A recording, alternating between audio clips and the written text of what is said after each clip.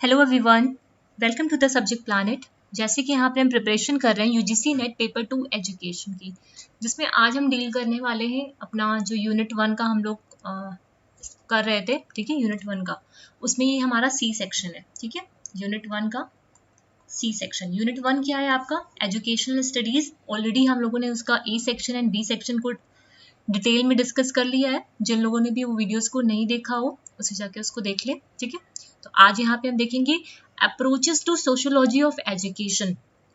कौन कौन सी अप्रोचेस है हमारी सोशियोलॉजी ऑफ एजुकेशन की। ठीक है, approaches of to sociology of education को पढ़ने से पहले हम ये समझेंगे कि सोशियोलॉजी होती क्या है। ठीक है, उनकी सोशियोलॉजी और एजुकेशन के बीच में क्या रिलेशन है। ठीक है, क्योंकि प्रीवियस ईयर में आप देखोगे तो सोशियोलॉजी से ठीक है क्वेश्चंस आए हुए हैं और उसका क्या रिलेशनशिप होता है एजुकेशन के साथ, इससे भी रिलेटेड क्वेश्चंस है। ठीक है, तो उसको भी हम लोग यहाँ पे डील करेंगे। देन आता है आपका सोशल इंस्टीट्यूशंस। उसका कंसेप्ट क्या है, टाइप क्या है, फंक्शंस क्या है, सोशल इंस्टीट्यूशंस होते कौन कौन से हैं।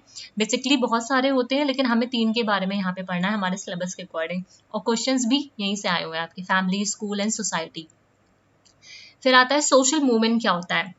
सोशल मूवमेंट्स की थ्योरीज क्या है, like relative deprivation, resource mobilisation, political process theory and new social movement theory. ठीक है, अभी आपका जो रिसेंट में एग्जाम हुआ है ना, उसमें हाँ उसमें ही एक क्वेश्चन था कि कौन सी थ्योरीज सोशल मूवमेंट थ्योरी में आती हैं। ठीक है, ऐसे करके कई सारी थ्योरी के नाम दे रखे हुए थे। ठीक है, उसमें एक ऑप्शन था आपका कॉन्फ्लिक्ट थ्योरी का। ठीक है, तो वो यहाँ पे नहीं है। कॉन्फ्लिक्ट जैसे कई सारे ऑप्शन दे रखे थे, उसमें दे रखा था रिसोर्स मोबिलाइजेशन था, रिलेटिव डेप्रिवेशन था, न्यू सोशल मूवमेंट थ्योरी था, और उसके बाद एक ऑप्शन दे रखा था कॉन्फ्लिक्ट थ्योरी। ठीक है, तो ऑड वन आउट मतलब इसमें से आपको बताना था कि कौन सा इसके साथ रिलेट नहीं करता था।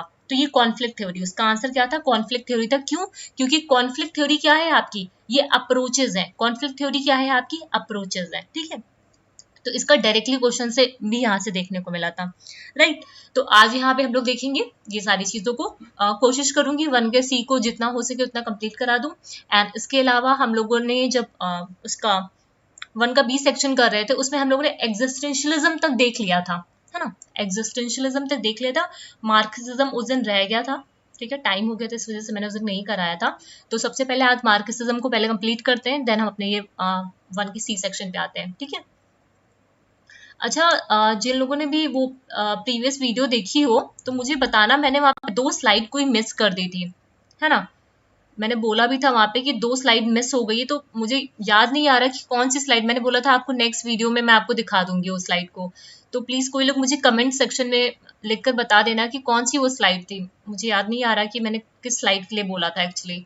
2 स्लाइड का मुझे याद है कि वो मैंने नहीं दिखाया था वहाँ पे। ठीक है, तो अगर किसी को याद हो तो प्लीज मुझे कमेंट सेक्शन में लिख के बता देना, जिससे मैं वो स्लाइड को आपको दिखा पाऊँ। राइट, तो सब अब बात करते हैं मार्क्सिज्म की। ठीक है, मार्क्सिज्म फिलॉसफी क्या है आपकी? इकोनॉमिक्स। जो कार्ल मार्क्स थे वो कौन थे? एक फिलोसोफर थे, इकोनॉमिस्ट थे।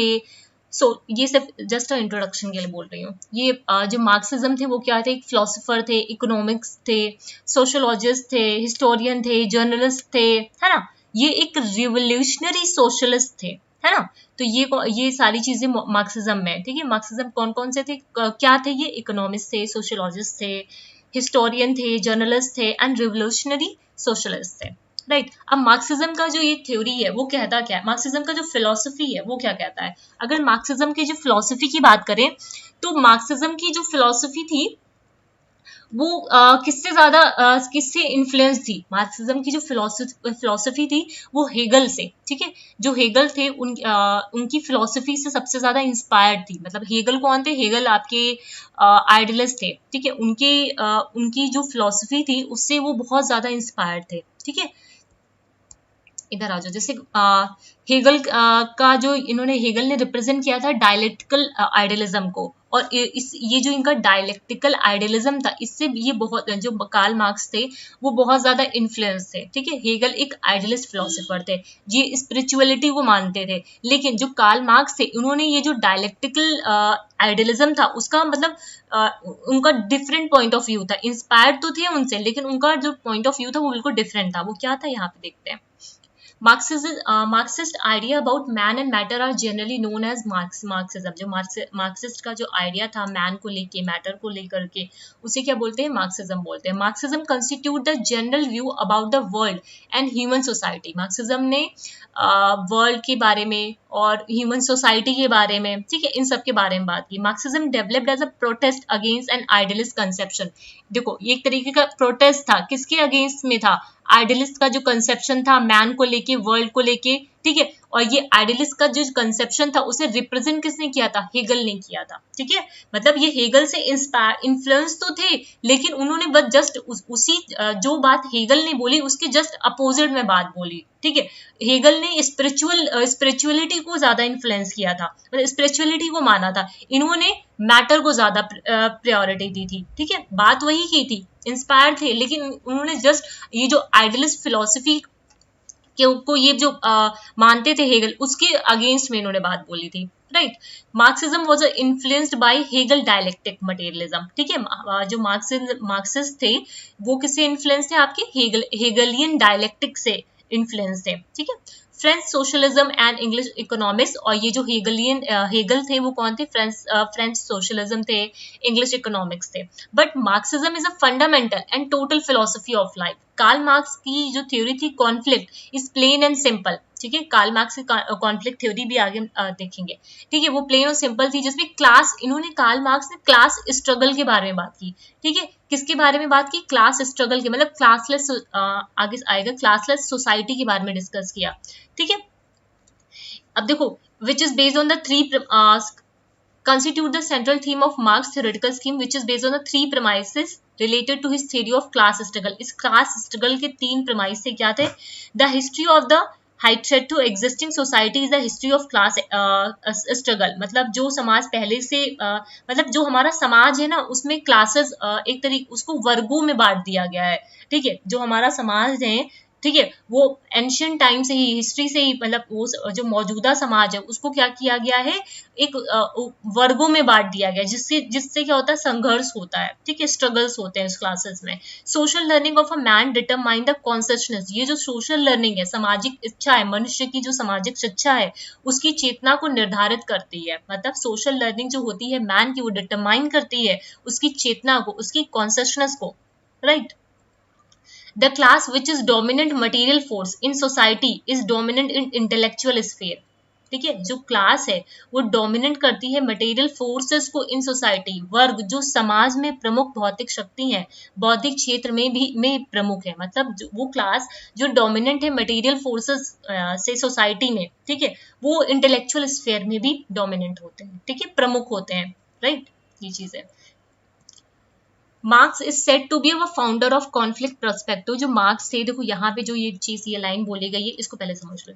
ये क्या है? सिंपल सा, क्योंकि इससे एक बार की क्वेश्चन घुमा फिरा के पूछा ये गया था। Class which is dominant material force, मतलब जो लोग प्रभावी हैं, है ना, जो क्लास बहुत ज्यादा डोमिनेंट है, ठीक है, वो ही सबसे ज्यादा उनको वो इंटेलेक्चुअल स्फेयर में भी बहुत ज्यादा डोमिनेंट होंगे। ये इनका कहने का मतलब था। जिसके पास जितना पावर होगा उतना ज्यादा वो पावरफुल हो जाएगा, ठीक है।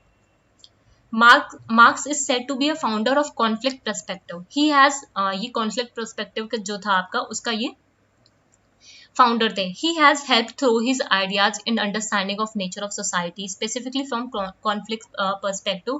इन्होंने कंसेप्ट दिया था डायलेक्टिकल मटेरियलिज्म का। किसका कंसेप्ट दिया था? डायलेक्टिकल मटेरियलिज्म का, जो इंस्पायर था किससे, जो इन्फ्लुएंस किससे था? आपका हेगलियन से, ठीक है। जिसमें दो वर्ड्स आते हैं, डायलेक्टिक, है ना, दो वर्ड्स आते हैं, डायलेक्टिक एंड मटेरियलिज्म, राइट। दो वर्ड्स आते हैं, dialectic and materialism. Idea of a dialectic derive from the Hegel and idea of materialism from Feuerbach. ये जो डायलेक्टिक का आइडिया था वो कहाँ से लिया गया था? देख लो, अब यहाँ पे देखो, बार बार हम लोग क्या पढ़े, जो डायलेक्टिकल आइडियलिज्म था, ठीक है, वो किसने दिया था? इसको किसने रिप्रेजेंट किया था? हेगल ने किया था। लेकिन डायलेक्टिकल मटेरियलिज्म की अगर जब हम बात करेंगे, ठीक है, तो डायलेक्टिकल किससे लिया गया था? हेगल से लिया गया था। But materialism is taken took from the Feuerbach, right. But Marx rejected the earlier ideas and presented this concept of dialectical materialism. As a new method of study of social reality. मतलब ये जो dialectical materialism का concept था, ठीक है, इसको completely उन्होंने क्या कर दिया था, रिजेक्ट कर दिया था, इसके कंसेप्ट को रिजेक्ट किया था। He was inspired from Hegel philosophy, but he rejected the dialectical materialism। और उन्होंने उसके बेसिस को क्या किया, एक नया कंसेप्ट इंट्रोड्यूस किया, एक नए आइडिया को इंट्रोड्यूस किया, टू इंट्रोड्यूस किया सोशल रियलिटी को स्टडी करने के लिए। ठीक है, जो सोशल रियलिटीज है, स्टडी ऑफ सोशल रियलिटी के लिए उन्होंने एक नया मेथड इंट्रोड्यूस किया इन डायलेक्टिकल मटेरियलिज्म का। डायलेक्टिकल मटेरियलिज्म का इन्होंने क्या किया, एक नया कंसेप्ट इंट्रोड्यूस किया। समझ आई बात, यहाँ तक क्लियर है? जिसको भी थोड़ा सा अगर डाउट लग रहा है, दोबारा से एक बार फिर से वीडियो देखना, ठीक है, इंपॉर्टेंट है ये, मार्क्सिज्म से क्वेश्चंस आते हैं यहाँ पे। ठीक है, सिर्फ ज्यादा कुछ नहीं समझ, जैसे मैंने यहाँ पे की पॉइंट में डाल भी दिया है, फिर भी आप एक बार इसको देखना। ठीक है, मार्क्स की बात करते हैं। He was influenced by the Hegel dialectic. Hegel ने रिप्रेजेंट किया था डायलेक्टिकल आइडियलिज्म को। हेगल कौन थे, आइडियलिस्टिक फिलोसोफर थे। अकॉर्डिंग टू हेगेलियन कंसेप्ट, जितनी भी रियलिटीज है, देखो यहाँ पे स्पिरिचुअल स्पिरिट की बात की जाएगी, ऑल रियलिटीज आर नथिंग, जितनी भी रियलिटीज है वो कुछ नहीं है but a manifestation of a one single. इनका मानना था जो रियलिटी है वो कुछ नहीं, वो क्या है, reality is nothing but a manifestation of single thing. ठीक है, reality is nothing but reality कुछ भी नहीं है, it just a manifestation, unchangeable है, एब्सोल्यूट है reality. It is a spiritual concept of reality. ये क्या है, स्पिरिचुअल कंसेप्ट है रियलिटी का। राइट, हेगल इन्होंने क्या बोला, Marx attaches importance to matter. ठीक है, मार्क्स ने किसको इंपॉर्टेंस दी, मैटर को, नॉट आइडिया और स्पिरिट। ध्यान रखना, हेगल ने आइडिया और स्पिरिट को इंपॉर्टेंस दी थी और कार्ल मार्क्स ने मैटर को इंपॉर्टेंस दी थी। इनका मानना था मार्क्स का जो उद्देश्य था वो क्या था, एंड ऑफ स्पिरिचुअलिटी। ठीक है, मार्क्स का क्या उद्देश्य था, एंड ऑफ स्पिरिचुअलिटी। लेकिन Hegel started from spirituality and ended in matter. ठीक है, हेगल ने स्टार्ट कहाँ से किया था, स्पिरिचुअलिटी से, और एंडेड कहाँ पे हुए थे, खत्म कहाँ पे हुआ था, मैटर में खत्म हुआ था। मार्क्स इंटरप्रेटेड ह्यूमन हिस्ट्री, जो मार्क्स थे उन्होंने ह्यूमन हिस्ट्री को कैसे इंटरप्रेट किया, मैटर टू स्पिरिचुअलिटी। ठीक है, ये मैटर से इन्होंने बात की, मैटर टू हम स्पिरिचुअलिटी जाते हैं। ठीक है, और इन्होंने जो हेगल थे उन्होंने बोला स्पिरिचुअलिटी से हम कहाँ पे जाते हैं, मैटर की तरफ जाते हैं, रियलिटी की तरफ जाते हैं। ठीक है, तो वही बातें हैं, हेगल ने बोला। हेगल कौन थे, आइडियलिस्ट फिलोसोफर थे। ये भी आपको ध्यान रखना है कि आइडियलिस्ट फिलोसोफर में हेगल का नाम आता है। ठीक है, वहां पे हमने जो फॉर्म्स पढ़े थे वहां पे भी ये चीज हम लोगों ने देखी थी। हेगल ने माना कि जो हमारी हिस्ट्री है, ह्यूमन हिस्ट्री जो है, ठीक है, वो स्पिरिचुअल टू रियलिटी चलती है, बट मार्क्स ने बोला ये मैटर टू स्पिरिचुअल चलती है, रियलिटी टू स्पिरिचुअलिटी चलती है। ठीक है, ये की पॉइंट में है आपका। अब इनकी कुछ बुक्स हैं, लाइक होली बुक्स हो गई, सॉरी होली फैमिली हो गई, डास कैपिटल हो गई, कम्युनिस्ट मैनिफेस्टो हो गई, पॉवर्टी ऑफ फिलोसफी हो गई, है ना, तो ये अपनी कॉपी में लिख लेना। अब बात करते हैं मार्क्स और हेगल। देखो वही बातें लिखी हुई हैं डिफरेंट तरीके से। मार्क्स ने बोला history is the product of material. Marks ने क्या बोला, हिस्ट्री क्या है, प्रोडक्ट ऑफ मटेरियल एग्जिस्टेंस, इतिहास भौतिक अस्तित्व का उत्पाद है। ठीक है, लेकिन हेगल ने बोला history is the product of spiritual existence. Marks ने बोला हिस्ट्री क्या है, जो ह्यूमन हिस्ट्री है वो क्या है, it is the product of material existence, material की एग्जिस्टेंस का जस्ट अ प्रोडक्ट है। लेकिन हेगल ने बोला कि history is the product of spiritual existence. ठीक है, ये स्पिरिचुअल एग्जिस्टेंस का प्रोडक्ट है। Right, both of them recognise the existence of contradiction. इन्होंने जस्ट अपोजिट बातें की, एक ने पॉजिटिव बात की तो एक ने नेगेटिव बात की। जस्ट इन्होंने दोनों लोगों ने स्टेटमेंट को क्या किया, कॉन्ट्राडिक्ट कर दिया, जिसे हम लोग थीसिस और एंटी थीसिस बोलते हैं in the field of a matter and spirit. ठीक है, मैटर एंड स्पिरिट के बीच में इन्होंने दो स्टेटमेंट को दिए, वो दोनों ही स्टेटमेंट कैसे थे, कॉन्ट्राडिक्ट थे। ठीक है, एक दूसरे को कॉन्ट्राडिक्ट करते थे, एक पॉजिटिव हो सकता है एक नेगेटिव हो सकता है। ठीक है, जिसे नाम दिया गया thesis and antithesis. Right, thesis and antithesis are nothing but positive and negative aspect of the same matter or idea। वही चीज लिखी हुई कि थीसिस और एंटीथीसिस क्या है, just a positive and negative aspect है, जो भी स्टेटमेंट उन लोगों ने दिया था मैटर और स्पिरिट को लेकर के, मैटर या फिर आइडिया को लेकर के। राइट, नेक्स्ट आ जाओ। अब कुछ इनके टीनेट्स हैं, मतलब इनके जो प्रिंसिपल हैं डायलेक्टिकल मटेरियलिज्म के, वो क्या क्या है, all the phenomena of nature are part of an integrated whole, मतलब प्रकृति की सभी घटनाएं एक एकीकृत संपूर्ण का हिस्सा है। मतलब जो भी नेचर में जो भी चीजें हो रही हैं, जितने भी फिनोमेनाज हो रहे हैं, वो क्या है, आपस में इंटीग्रेटेड है, एक साथ मिले हुए हैं, है ना, ये वाली चीज है। Nature is in a continuous state of movement and change. जो हमारा नेचर है, प्रकृति आंदोलन और परिवर्तन की निरंतर स्थिति में है। मतलब नेचर हमारा स्टेट ऑफ, मतलब कंटिन्यूअस स्टेट ऑफ मूवमेंट, मतलब हमेशा चलता रहता है, चेंज होता रहता है, ठीक है, मूवमेंट रहता है, स्टेट ऑफ मूवमेंट और चेंज, मतलब निरंतर परिवर्तन की स्थिति में रहता है, ठीक है। The development process is a product of qualitative advances which culminate abrupt qualitative changes. विकास प्रक्रिया गुणात्मक प्रगति का एक उत्पाद है, ठीक है। जैसे डेवलपमेंट की बात करते हैं, डेवलपमेंट और ग्रोथ की बात करते हैं, मैं यहाँ पे उस साइकोलॉजी में इधर बता रही हूँ। डेवलपमेंट की बात करते हैं, डेवलपमेंट बोलते नहीं है कि क्वालिटेटिव और क्वांटिटेटिव एस्पेक्ट दोनों ही है, तो वही चीज ये बोला जा रहा है। जो हमारा विकास की जो प्रक्रिया हो रही है, जो डेवलपमेंट का प्रोसेस है, ठीक है, वो क्या है, एक प्रोडक्ट है क्वालिटेटिव एस्पेक्ट का, क्वालिटेटिव एडवांसमेंट का, जो अचानक गुणात्मक परिवर्तन में समाप्त होता है, कल्मिनेट हो जाता है, एब्रप्ट होता है इन क्वालिटेटिव, ठीक है। वही चीज बोल रहा है कि डेवलपमेंट क्या है, एक प्रोसेस है, is a development process is a product of qualitative advances, ठीक है। Contradiction are inherent in all realm of the nature but particularly in human society। ये जो contradiction है, विरोधाभास है, प्रकृति के सभी क्षेत्रों में अंतर्निहित है, लेकिन विशेष रूप से मानव समाज में। ये जो contradiction होता है, मतलब पॉजिटिव और नेगेटिव, एक पॉजिटिव बोल रहा है तो एक नेगेटिव बोलेगा, तो हम क्या कर रहे हैं, सामने वाले के स्टेटमेंट को कॉन्ट्रडिक्ट कर रहे हैं, तो ये तो इनहेरेंट होता है, ठीक है। और ये जो हमारा ह्यूमन सोसाइटी, हमारा जो मानव समाज है, वहां पे ये पहले से ही है, ठीक है। तो ये कुछ इसके टीनेज थे मार्क्सिज्म के, ठीक है। आई होप यहाँ तक चीजें आप लोग को क्लियर होंगी। अगर कोई दिक्कत हो तो उसे कमेंट सेक्शन में लिख के बताइएगा। मैंने कोशिश की जितना हो सके उतना, मतलब प्रिसाइज वे में आपको समझाने की कोशिश करूँ, ठीक है। अब मार्क्सिज्म की एजुकेशन पे आ जाते हैं। उम्मीद है यहाँ तक चीजें क्लियर होंगी। एक चीज यहाँ पे चलो लिख लो, यहाँ पे एक चीज और मैं थोड़ा सा की पॉइंट में और एक आध चीज बता देती हूँ जिससे आपको समझने में आसानी हो, ठीक है। जो मार्क्सिज्म थे, ये एज अ की पॉइंट भी आपके लिए काम करेगा, ठीक है। इन्होंने किसके बारे में बात की, क्लासलेस सोसाइटी के बारे में बात की, ठीक है, क्लास स्ट्रगल के बारे में बात की, ठीक है, क्लासलेस सोसाइटी के बारे में बात की, ठीक है, मतलब वर्ग विहीन समाज के बारे में बात की। हिंदी वाले भी अपनी कॉपी में लिख सकते हैं, वर्ग विहीन समाज, ठीक है। और इन्होंने जो इकोनॉमिक्स था, है ना, economics is the basis of society not the ideas, ठीक है। ये जो इकोनॉमिक हो, मतलब अर्थशास्त्र जो है, economics is the basis of society, ठीक है, सोसाइटी नॉट द आइडियाज, ठीक है, not the ideas.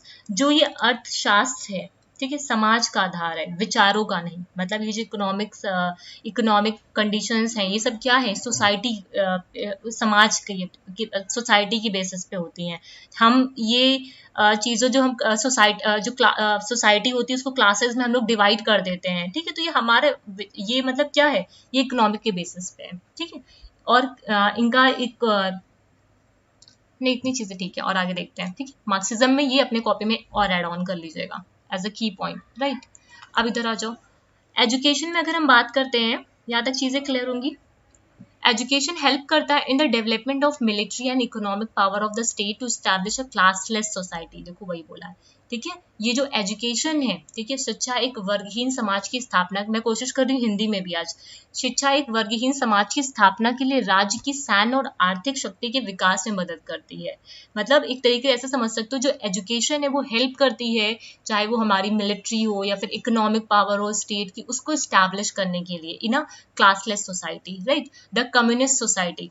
Because of this, education system in the erstwhile USSR was given utmost importance. It was highly centralized. ठीक है, यूएसएसआर। अच्छा, ये question आपका पूछा गया है उसमें, आई थिंक वो 2012 या 2013 का जब मैंने देखा था पेपर उसमें, ठीक है, पीवाईक्यू का, तो वहां पे देखा था कि पूछा गया था कि सेंट्रलाइज एजुकेशन कहाँ पे दी जाती है, ऐसे करके कुछ क्वेश्चन था वहां पे। ये आपके पीवाईक्यू में यूजीसी नेट में ही था, तो ये आपका यूएसएसआर में था, ठीक है। वहां पे स्ट्रेटेजिकली ऑर्गेनाइज होते हैं, कंट्रोल होते हैं by trusted leader of communist party of the USSR, है ना। तो ये वाली सारी चीजें यहाँ पे होती। तो मार्क्सिज्म का ये जो एजुकेशन था वहां पे इन्होंने क्लासलेस सोसाइटी की बात की। तो एजुकेशन एक तरीके से उस क्लासलेस सोसाइटी को डेवलप करने में उनकी हेल्प करता था, है ना। एजुकेशन क्या करता था, एक तरीके से उनकी मदद करता था कि ये क्लासलेस सोसाइटी को डेवलप करने के लिए, राइट। मार्क्सिज्म के कुछ गोल ऑफ एजुकेशन क्या थे? Education should propose the citizen to obey the state, मतलब एजुकेशन ऐसी होनी चाहिए, शिक्षा को नागरिकों की राज्य का पालन करने का प्रस्ताव देना चाहिए। मतलब एजुकेशन ऐसी होनी चाहिए जिससे जो भी सिटीजन्स हैं वो क्या करें, स्टेट के जो रूल है, ठीक है, उसको फॉलो करें, ठीक है। Education should B compulsory for all citizen, जितने भी सिटीजन्स हैं उन सबके लिए शिक्षा सभी नागरिकों के लिए अनिवार्य होनी चाहिए। The state should bear the burden of education, state को जो भी एजुकेशन का खर्चा हो, ठीक है, उसको बियर करना चाहिए। State should emphasise imparting objective knowledge, state को एम्फेसाइज करना चाहिए कि ऑब्जेक्टिव नॉलेज मिले। State should promote the physical and mental development of all its citizen, state को चाहिए कि अपने जितने भी सिटीजन्स हैं उनका फिजिकल, इमोशनल, मेंटल डेवलपमेंट करें। Education should create fully employment situation, education क्या करे, एक रोजगार पैदा करे, ठीक है। ऐसी एजुकेशन को क्रिएट करना चाहिए स्टेट को जो रोजगार पैदा करे, ठीक है। दो vocational and trade education dignity of manual labour should be establish in society, हालांकि व्यावसायिक और व्यापार शिक्षा समाज में शारीरिक श्रम की गरिमा स्थापित करनी चाहिए, की जानी चाहिए। मतलब जो एजुकेशन की डिग्निटी होनी चाहिए, लेबर के लिए भी होनी चाहिए, ठीक है। Should be establish in a society, there is no यहाँ पे कोई ऐसा ना हो कि एजुकेशन क्लास के बेसिस पे दी जाए, है ना, रिलीजन के बेसिस पे दी जाए, कास्ट के बेसिस पे दी जाए, तो ऐसा नहीं होनी चाहिए। कोई भी यहाँ पे ऐसी प्लेस नहीं होनी चाहिए, there is no place for religion, कोई भी प्लेस नहीं होना चाहिए रिलीजन का in education system, because it can not solve the problem of material world, क्योंकि ये जो कास्ट और जो ये डिस्क्रिमिनेशन होता है एजुकेशन का कास्ट और रिलीजन के बेसिस पे, वो हमारी जो मटेरियल वर्ल्ड की प्रॉब्लम है उसको नहीं सॉल्व कर सकता, ठीक है। Privilege should be given priority, मतलब जो हमारे जो लोग वंचित हैं, है ना, एजुकेशन जो माइनॉरिटीज हैं जो वंचित हैं, ठीक है, जिनको एजुकेशन नहीं मिली, उन सबको प्रायोरिटी देनी चाहिए, ठीक है, जिससे उनको एजुकेशन मिल पाए, ठीक। अब ये जो एजुकेशन के कुछ लेवल हैं, there are the 3 levels, primary education हो गई, सेकेंडरी एजुकेशन हो गई, हायर एजुकेशन हो गई। अगर हम बात करते हैं प्राइमरी एजुकेशन की, ठीक है, तो इन्होंने बोला, मार्क्सिज्म ने एम्फेसाइज किया on 8 year of compulsory free and, ये कॉपी में लिखना आपने, free and universal primary education, मतलब 8 साल तक फ्री और कंपलसरी प्राइमरी एजुकेशन की बात की, ठीक है। और ये कब तक चलनी चाहिए, 15 साल तक, 8 to 15, एज ऑफ 15 उनको फ्री और कंपलसरी एजुकेशन देनी है, यूनिवर्सल प्राइमरी एजुकेशन देनी है, ठीक है।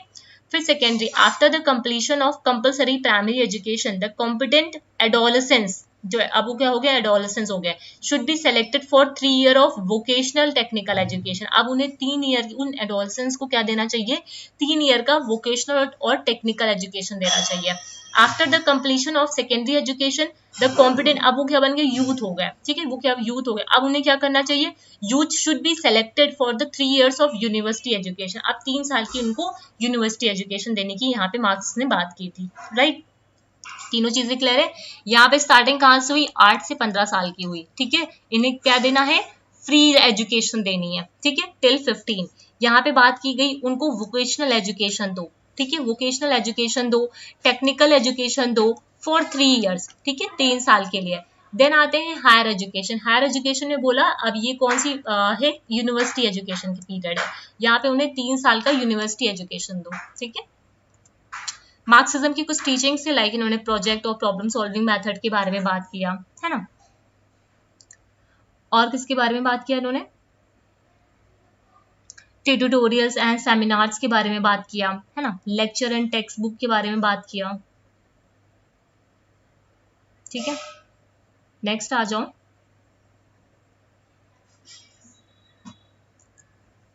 अच्छा हाँ, ये देखो कार्ल मार्क्स की थ्योरी है, मैंने निकाली है, देखो इधर आओ, ये हिस्ट्री ऑफ क्लास स्ट्रगल हो गया, ठीक है। ये लोग आप लोग इसका स्क्रीनशॉट लेना। देखो ये जो लिखा हुआ है ना, ये नहीं पढ़ना है, ये जो लिखा हुआ है, ये तो लिखा हुआ था उसमें ऑलरेडी, ये नहीं पढ़ना आप लोग को, ये बहुत डिटेल में है। और कैपिटलिज्म हो गया, जहाँ पे एक्सप्लॉइटेशन की बात करते हैं। सोशलिज्म हो गया, ये सब इनकी थ्योरीज थी, ठीक है। तो मैंने जस्ट डाल दी है कि आपके दिमाग में रहे अगर ये सब आता है तो। डिक्टेटरशिप ऑफ द पोर्ट्रेट, ठीक है।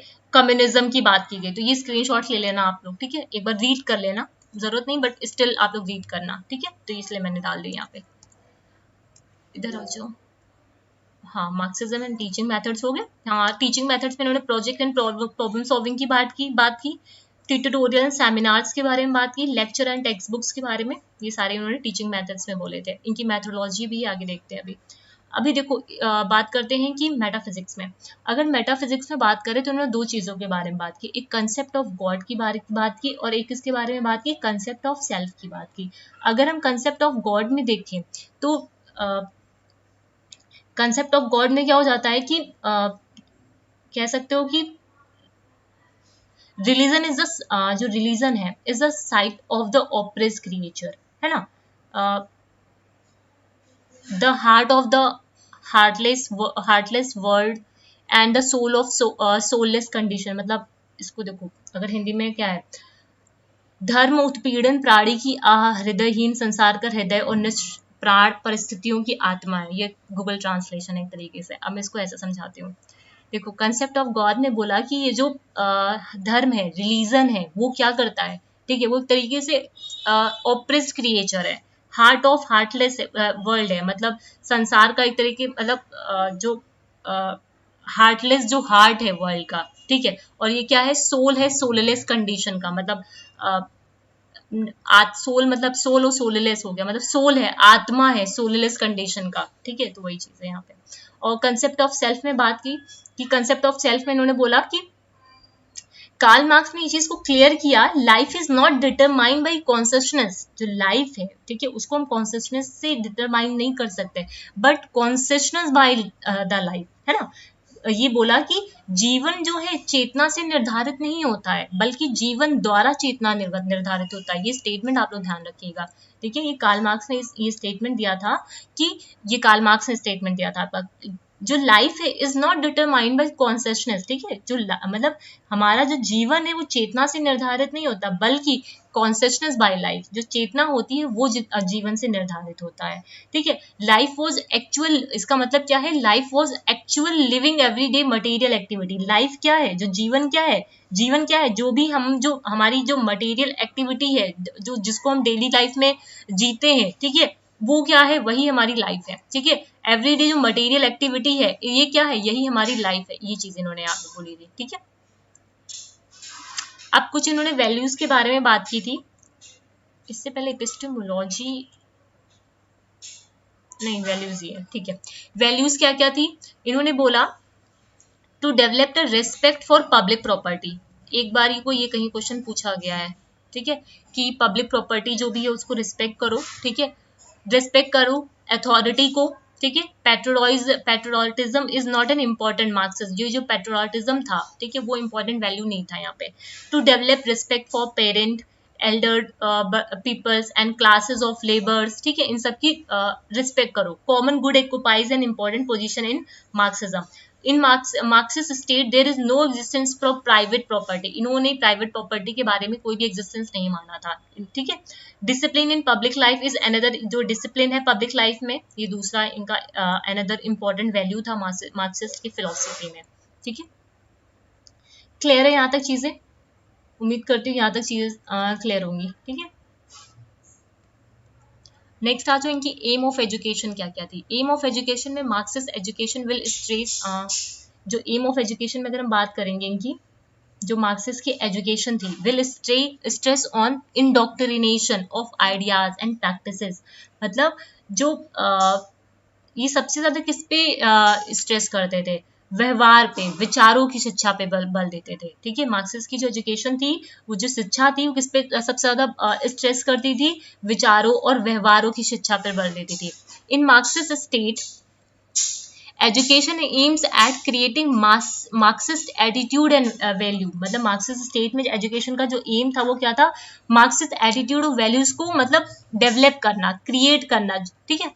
The state is to be strengthened through the creation of classless society, में स्टेट को स्ट्रेंथ कैसे कर सकते हैं, ठीक है, उसको मजबूत हम कैसे बना सकते हैं, जब हम क्लासलेस सोसाइटी का निर्माण करें, जब हम क्या करें, क्लासलेस सोसाइटी का निर्माण करें, ठीक है। फिर आ जाओ द प्रोलेटरेट, ठीक है, जब the proletariat will no doubt dominate in the Marxist state, ठीक है, मतलब जो निसंदेह सर्वहारा जो वर्ग है मार्क्सवादी राज में उस वो हावी रहेगा, मतलब डोमिनेट करेंगे मार्क्सिस्ट स्टेट में, ठीक है।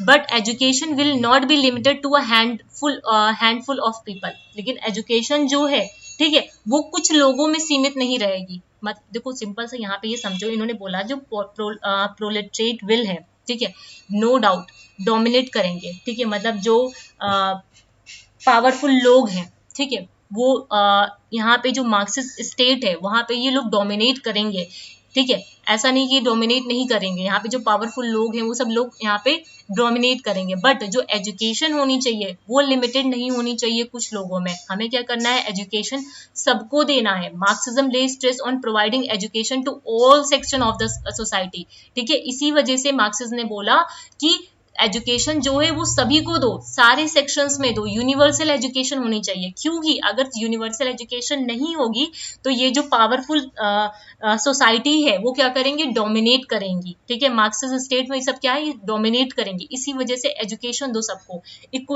इक्वलाइजेशन ऑफ एजुकेशनल अपॉर्चुनिटी की इन्होंने बात की, एजुकेशन का एम क्या होना चाहिए, इक्वेलिटी होनी चाहिए, इक्वलाइजेशन होना चाहिए, ठीक है, सभी को मतलब कहते वो यूनिवर्सल इक्वल मतलब समानीकरण, ठीक है, इक्वलाइजेशन को क्या बोलते हैं, समानीकरण मतलब देना, मतलब इक्वल एजुकेशन देनी है, एक एजुकेशनल अपॉर्चुनिटी मिलनी चाहिए हर सेक्शन को।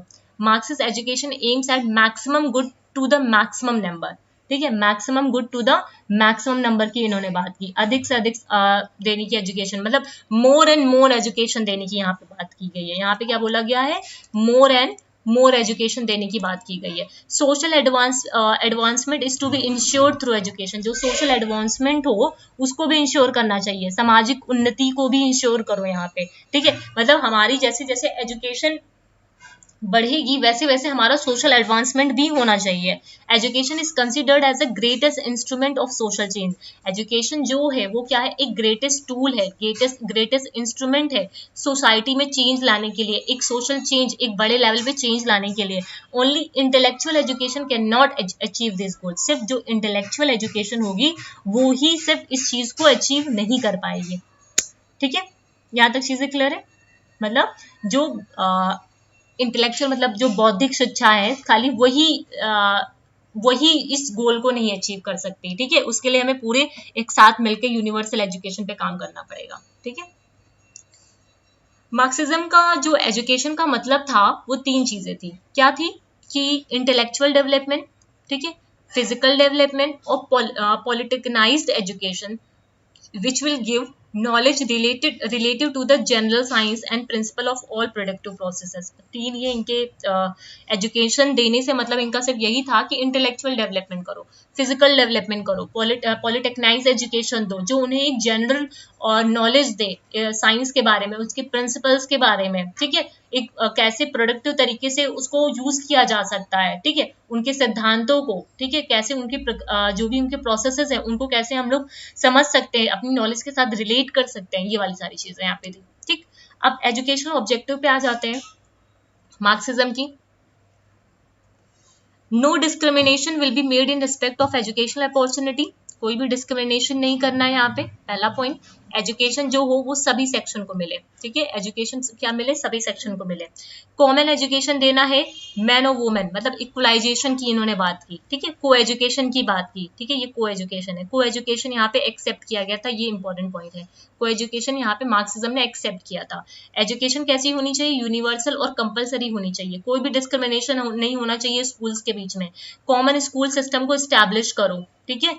मार्क्सिज्म एडवोकेट करते थे सेकुलर एजुकेशन को, किसको एडवोकेट करते थे, सेकुलर धर्म निरपेक्ष शिक्षा को, ठीक है, कोई भी रिलीजन के अकॉर्डिंग शिक्षा देने की जरूरत नहीं है। In Marxist system of education there will be only one agency, सिर्फ एक एजेंसी होनी चाहिए। वो कौन होना चाहिए? स्टेट। प्राइवेट एजेंसी यहाँ पे बैन कर देना चाहिए, ठीक है। सिर्फ एजुकेशन देने की एक एजेंसी होनी चाहिए, वो कौन सी होनी चाहिए? स्टेट, ठीक है। और जो जितनी भी प्राइवेट एजेंसीज हैं मार्क्सिस्ट एजुकेशनल एडमिनिस्ट्रेशन में, उसको क्या कर दो? बैन कर दो।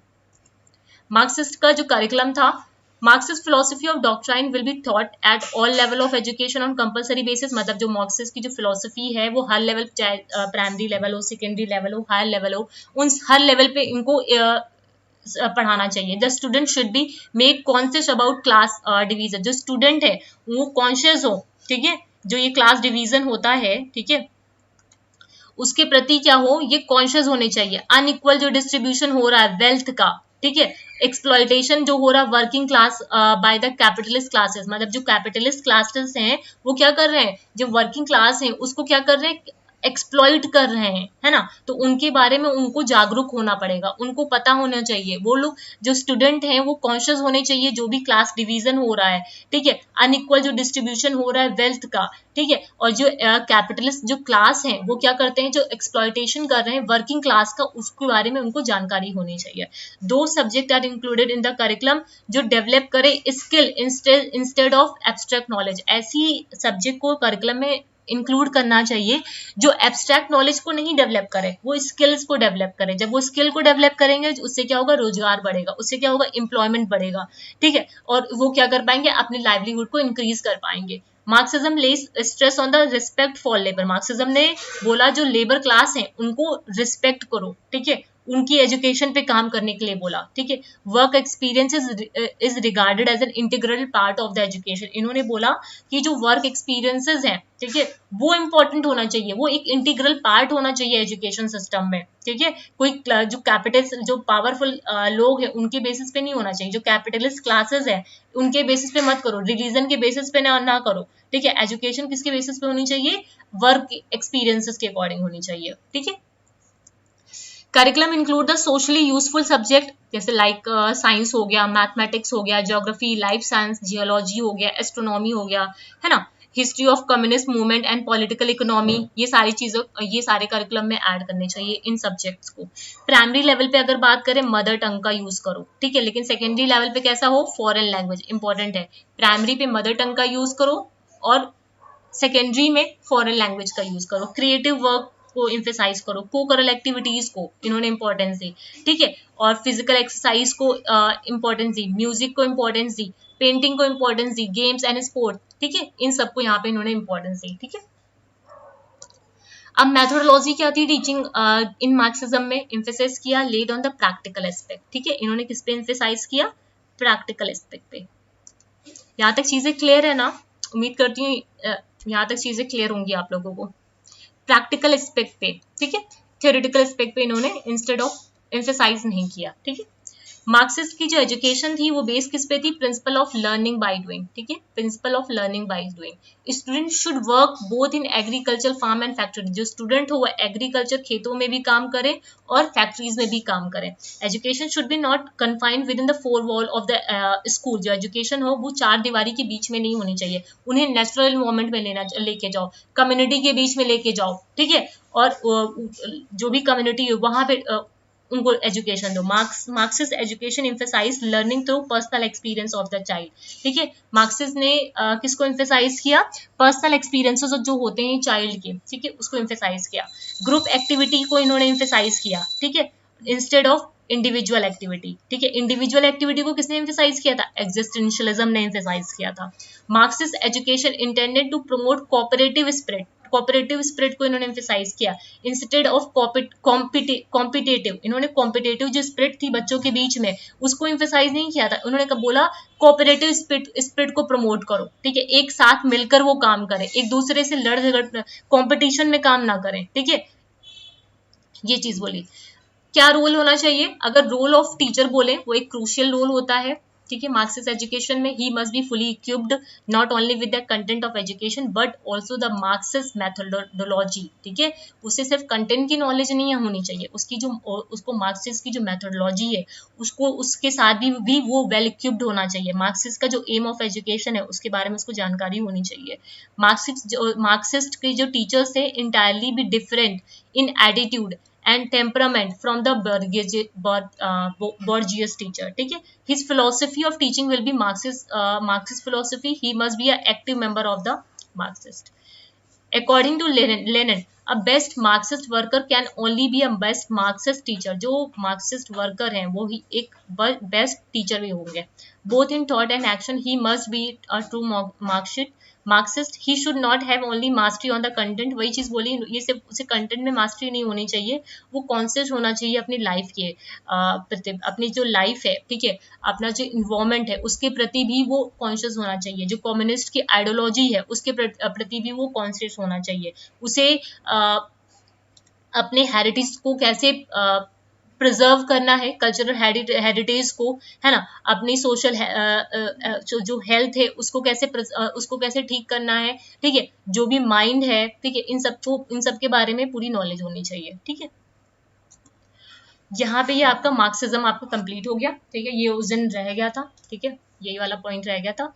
देखो इधर आ जाओ, देख लो क्या क्या यहाँ पे हम लोगों ने कर लिया। उसके बाद हम लोग अपना 1 के सी सेक्शन पे चलते हैं। उम्मीद करती हूँ यहाँ तक चीजें क्लियर होंगी। अगर किसी को कोई डाउट है तो कमेंट सेक्शन में लिख के पूछ लेगा, है ना, ऐसा नहीं कि ना ही पूछो, ठीक है। अगर कोई डाउट लग रहा है तो पूछ लो, और मुझे वो स्लाइड जरूर याद दिला देना। मुझे नहीं, बिल्कुल नहीं, ये दिमाग में आ रहा है कि मैंने कौन सी स्लाइड में बताया, पूछा। यहाँ पे हो गया, ये 1 का आपका बी सेक्शन था, है ना। ये 1 का आपका कौन सा सेक्शन था, बी, जो आज कंप्लीट हो गया, ठीक। यहाँ पे हमने नेचुरलिज्म देख लिया, प्रैग्मेटिज्म, मार्क्सिज्म, एग्जिस्टेंशियलिज्म, ये सारी चीजें हम लोगों ने यहाँ पे कंप्लीट देख लिया। मैंने कोई भी पॉइंट को यहाँ पे मिस नहीं किया, सभी चीजों को यहाँ पे डाल दिया है, ठीक है। तो अब हम चलेंगे जो हमारा वो था 1 का सी सेक्शन, ठीक है। 1 के सी सेक्शन में आ जाओ, जहां पे हम लोग देखेंगे अप्रोचेस के बारे में और क्या क्या अप्रोचेस है, क्या क्या थ्योरीज हैं, और सोशल इंस्टीट्यूशंस क्या हैं, ठीक है, इन सब चीजों के बारे में।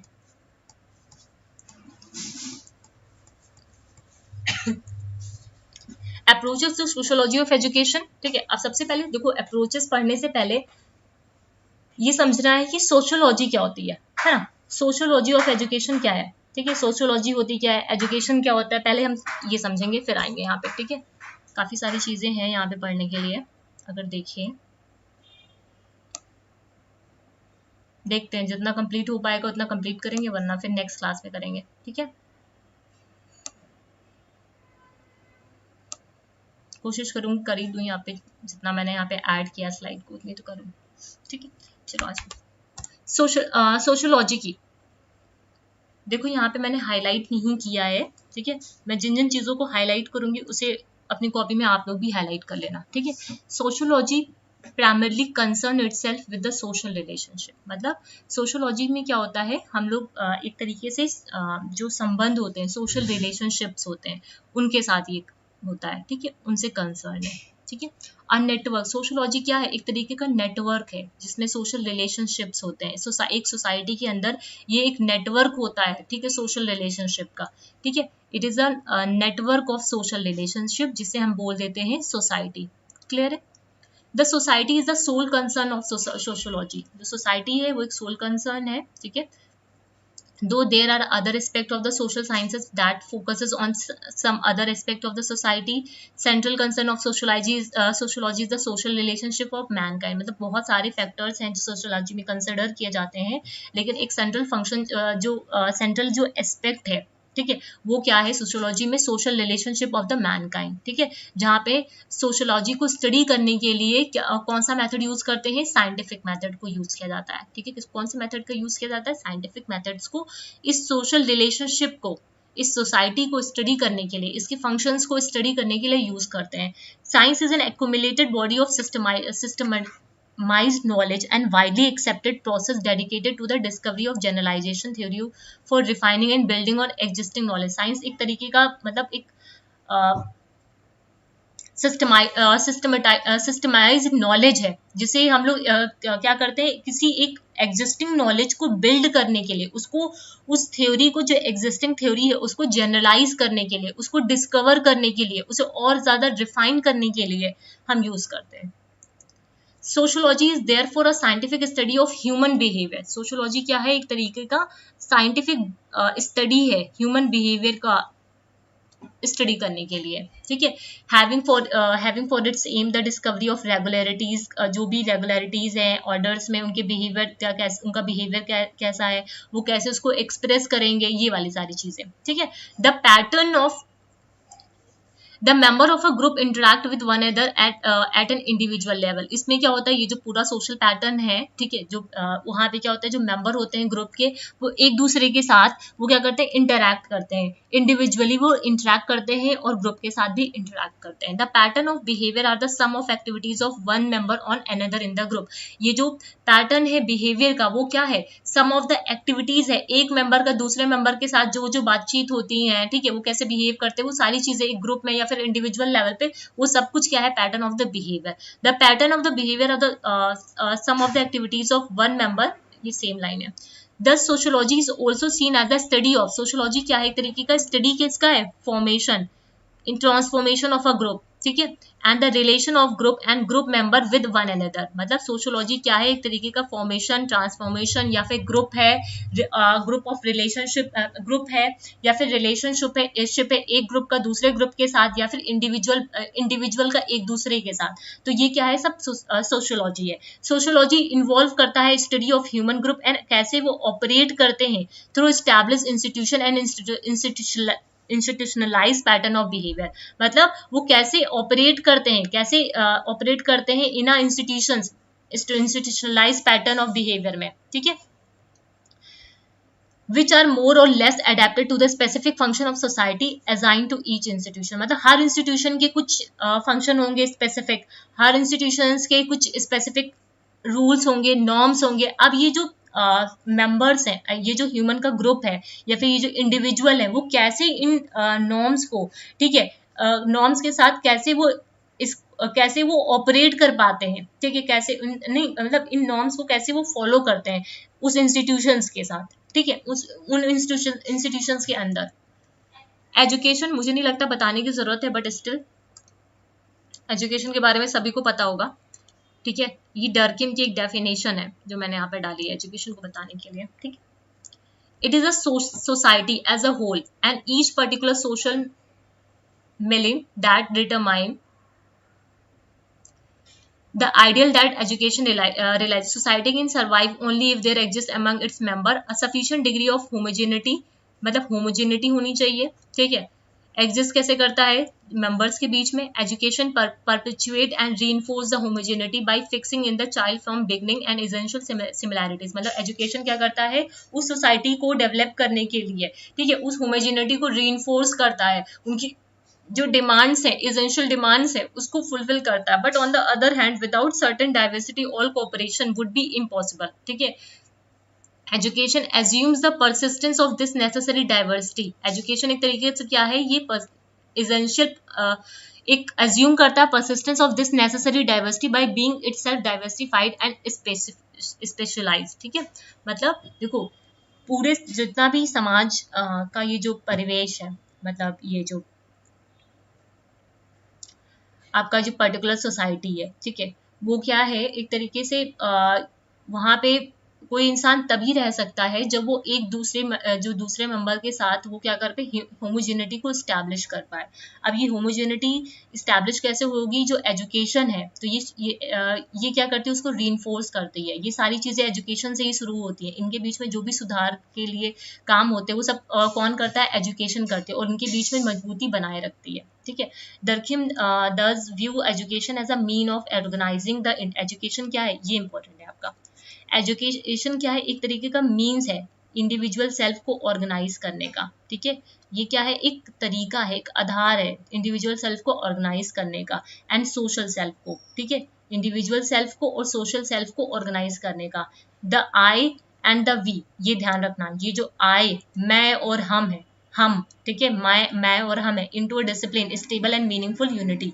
ये जो आई और हम है ये एजुकेशन की वजह से ही एक साथ मिलकर व्यवस्थित ढंग से डिसिप्लिन मैनर में काम कर पाते हैं। The internalisation of values and discipline represent कर जो वैल्यूज हैं, ठीक है, ये जो डिसिप्लिन है वो रिप्रेजेंट करता है child initiation into the society. ठीक है, ये जो वैल्यूज वो लोग सीखते हैं, जो ये डिसिप्लिन है, ये सब रिप्रेजेंट करता है कि वो क्या कर रहे हैं, इस सोसाइटी में इनिशिएट कर रहे हैं। ठीक है, this is why it is very significant to study and analyse the education using sociological approach. ठीक है, ये जस्ट इंट्रोडक्शन है, कॉपी में नहीं भी लिखोगे तो काम चलेगा। The process by which individual acquire the many physical, moral, social capacities demanded of him by the group into which he is born and within which he must function। मतलब education ये क्या है, एक तरीके का प्रोसेस है जहाँ पे इंडिविजुअल क्या करता है, अपनी सोसाइटी के नाम नॉर्म्स जो हैं, सोशल जो प्रैक्टिसेस हैं, उनको क्या करता है, एक्वायर करता है, जिसमें वो बॉर्न हुआ है। ठीक है, जिसमें उसको फंक्शन करना है, जिसमें उसको रहना है।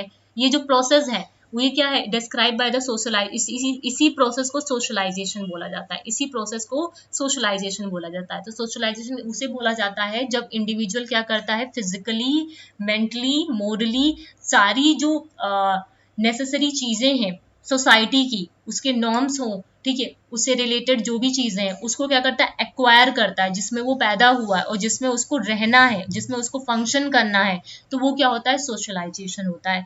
Education has a broader meaning than socialisation. It is all that goes on in the society which involve teaching and learning whether intended or unintended to make the child functional member of that society. और education क्या है, वो socialisation से एक अलग है, बिल्कुल अलग है, वो एक बड़े लेवल पे है। वो क्या करती है, वो टीचिंग करके, ठीक है, बच्चों को पढ़ाती है, बच्चों को सिखाती है। ठीक है, जो सोसाइटी के मेंबर्स हैं, है ना, उनको क्या करती है, उनको मतलब उनके जो अनइंटेंडेड और इंटेंडेड जो भी चीजें हैं, ठीक है, उसको उनको सिखाने की कोशिश करती है, उनको समझाने उनको एजुकेट करती है, जिससे वो एक फंक्शनल मेंबर बन पाए अपने सोसाइटी के लिए। The role of sociology in education is to establish the sociological standpoint and show it appreciation to education. ठीक है, सोशियोलॉजी का सिर्फ रोल इतना है कि सोशियोलॉजिकल स्टैंड पॉइंट को उसको क्या करना है, एस्टैब्लिश करना है। ठीक है, तो ये जितनी भी स्लाइड्स यहाँ तक की जो है, ठीक है, ये वाली भी स्लाइड, ये आपका सिर्फ देखो यहाँ पे जो इंपॉर्टेंट है ये सोशलाइजेशन वाला जो पार्ट है। ठीक है, इसको यहाँ पे अपनी कॉपी में लिख लेना। ठीक है, ये इंपॉर्टेंट है कि सोशलाइजेशन होता क्या है। ठीक है, वहाँ सोशल इन्वायरमेंट में जिसमें हम लोग बॉर्न हुए हैं, जिसमें हमको फंक्शन करना है, उसके मोरल, फिजिकल जो भी एस्पेक्ट है उसको एक्वायर करना, जो भी कैपेसिटीज हैं उनका जो भी डिमांड है उसको एक्वायर करना। Education does not operate in a vacuum. Education एक शून्य में काम नहीं करता, ठीक है, वैक्यूम में काम नहीं करता। To have a better society we should analyse the society. अगर हमें बेटर सोसाइटी चाहिए तो हमें क्या करना पड़ेगा, उसको एनालाइज करना पड़ेगा, उसकी स्ट्रेंथ और वीकनेस को देखना पड़ेगा। अब उसकी स्ट्रेंथ और वीकनेस को देखने के बाद हम उसके लिए एजुकेशनल प्रोग्राम को डिसाइड करेंगे जो उसकी वीकनेस पे काम कर पाए, उसके जो भी इफेक्ट्स हैं, उसको जो भी उसकी डिफेक्ट्स हैं, उसकी जो वीकनेस है उस पर काम कर पाए। एजुकेशन सिस्टम जो होनी चाहिए, many countries must reflect the philosophy of that society. It should be based on the needs पे बेस होती है, डिमांड्स पे बेस्ड होती है education, aspiration of the society. ठीक है, जिसमें वो फंक्शन करेंगे प्रॉपरली, उन पे बेसिस, उनका बेस उन पे बेस्ड होनी चाहिए education. It should be education should be related to the level of culture, industrial development, rate of urbanisation, political organisation, religious climate, family structure, stratification, है ना, इन सब पे वो क्या होनी चाहिए, रिलेटेड होनी चाहिए, इन सब पे बेस्ड होनी चाहिए जो भी एजुकेशन हो। ठीक, क्लियर है यहाँ तक। ये जस्ट इंट्रोडक्शन पार्ट था जहाँ पे आपको सोशलाइजेशन जो टर्म है उसके बारे में आपको पता होना चाहिए, सोशलाइजेशन होता क्या है। बेसिकली पूछा नहीं जाता बट स्टिल आपको इसके बारे में पता होना चाहिए। ठीक है, तो ये जो 3 स्लाइड थी एजुकेशन वाली, इसमें से आपको कुछ भी नहीं लिखना है सिर्फ सोशलाइजेशन के अलावा। अब सोशियोलॉजी ऑफ एजुकेशन क्या होता है, हमने सोशियोलॉजी देख ली। सोशियोलॉजी क्या है, जो सोशल रिलेशनशिप होता है, ठीक है, वो members between the group of the members. ठीक है, एजुकेशन क्या है, हम अब जो मेंबर वो है ग्रुप ऑफ मेंबर, अब वो क्या करेगा, उसकी जो भी नीड्स हैं, ठीक है, उसकी जो भी चीजें हैं उसको एजुकेशन क्या करेगा, बेटर कर पाएगा। Sociology of education is defined as a study of relation between education and society। ठीक है, ये क्या है, एक रिलेशन है एजुकेशन और सोसाइटी के बीच में, यहाँ पे हम इसको स्टडी करते हैं। It is an investigation of the sociological process involve in the educational institution. अब ये जो ओटावा की डेफिनेशन, ये चीज बोली है, ये इंपॉर्टेंट है, ठीक है। योटा to Ottaway, it is a social study and in so far as it's a method is a study scientific, it is a branch of social science. ये क्या है, एक तरीके का ब्रांच है सोशल साइंस का। ये कंसर्न है एजुकेशनल एम्स के साथ, ठीक है, मेथड्स के साथ, इंस्टीट्यूशंस के साथ, एडमिनिस्ट्रेशन के साथ, इन सब के साथ ये कंसर्न है। करिकुलम रिलेशन क्या है, economic, political, religious, social, cultural forces of the society जिसमें उसको फंक्शन करना है, इन सब के साथ वो क्या है, रिलेटेड है, ठीक है। As far as the education of the individual is concern with the sociology of education highlights on the influence of the social life and social relationship on the development of personality. वही बात बोली जा रही है, इसमें अलग नहीं कुछ, ठीक है। तो जो यहाँ पे सोशोलॉजी ऑफ एजुकेशन एम्फेसाइज करती है सोशोलॉजिकल एस्पेक्ट को, किसको एम्फेसाइज करती है, सोशोलॉजिकल एस्पेक्ट को, एजुकेशनल फिनोमेना के जो इंस्टीट्यूशंस में चल रहा है, ठीक है, इसको ये एम्फेसाइज करती है। Sociology of education therefore may be explain as a scientific analysis है ये किसका, सोशल प्रोसेसेस का, सोशल पैटर्न का, इन्वॉल्व होते हैं जो एजुकेशनल सिस्टम में, ठीक है, ये इंपॉर्टेंट लाइन है। ये जो सोशोलॉजी ऑफ एजुकेशन है वो क्या है, एक तरीके का साइंटिफिक एनालिसिस होती है, जो भी सोशल प्रोसेसेस हो रही है, सोशल जो प्रोसेसेस हो रही हैं, इन्वॉल्व हैं किसी एजुकेशनल सिस्टम में, ठीक है, ये इन सब का क्या है, पूरा एक कॉम्बिनेशन है। ये सब क्या होते हैं, आपस में इंटर रिलेटेड होते हैं, जितने भी सोशल पैटर्न्स हैं, ठीक है, और उनका जो पूरा स्टडी है, ये सब जितने भी होते हैं वो सब क्या होते हैं, आपस में इंटर रिलेटेड होते हैं। Sociological study of human interaction in education में comprise both situation and might guide to the development of scientific generalization of human relation in the education system। मतलब जो सोशोलॉजिकल स्टडी होती है ह्यूमन का जो interaction हो रहा होता है एजुकेशन में, वहां पे क्या होती है, दोनों ही सिचुएशन होती है, और एक तरीके से ये क्या करता है, गाइड करता है, ठीक है, एक तरीके से ये क्या करता है, वहां पे उनको गाइड करता है, ठीक है।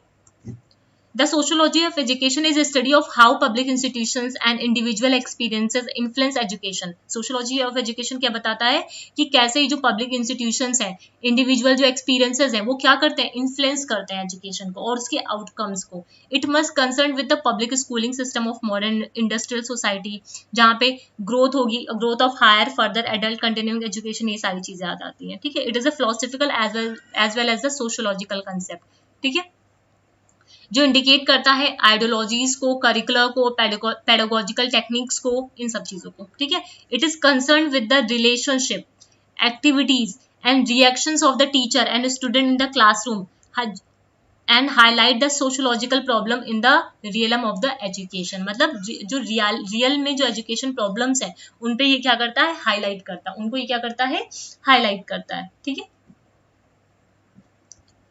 अब स्कोप क्या क्या है सोशोलॉजी ऑफ एजुकेशन की, अगर स्कोप की बात करते हैं, एक मिनट, एक चीज पहले ये देख लो तब स्कोप पे आते हैं।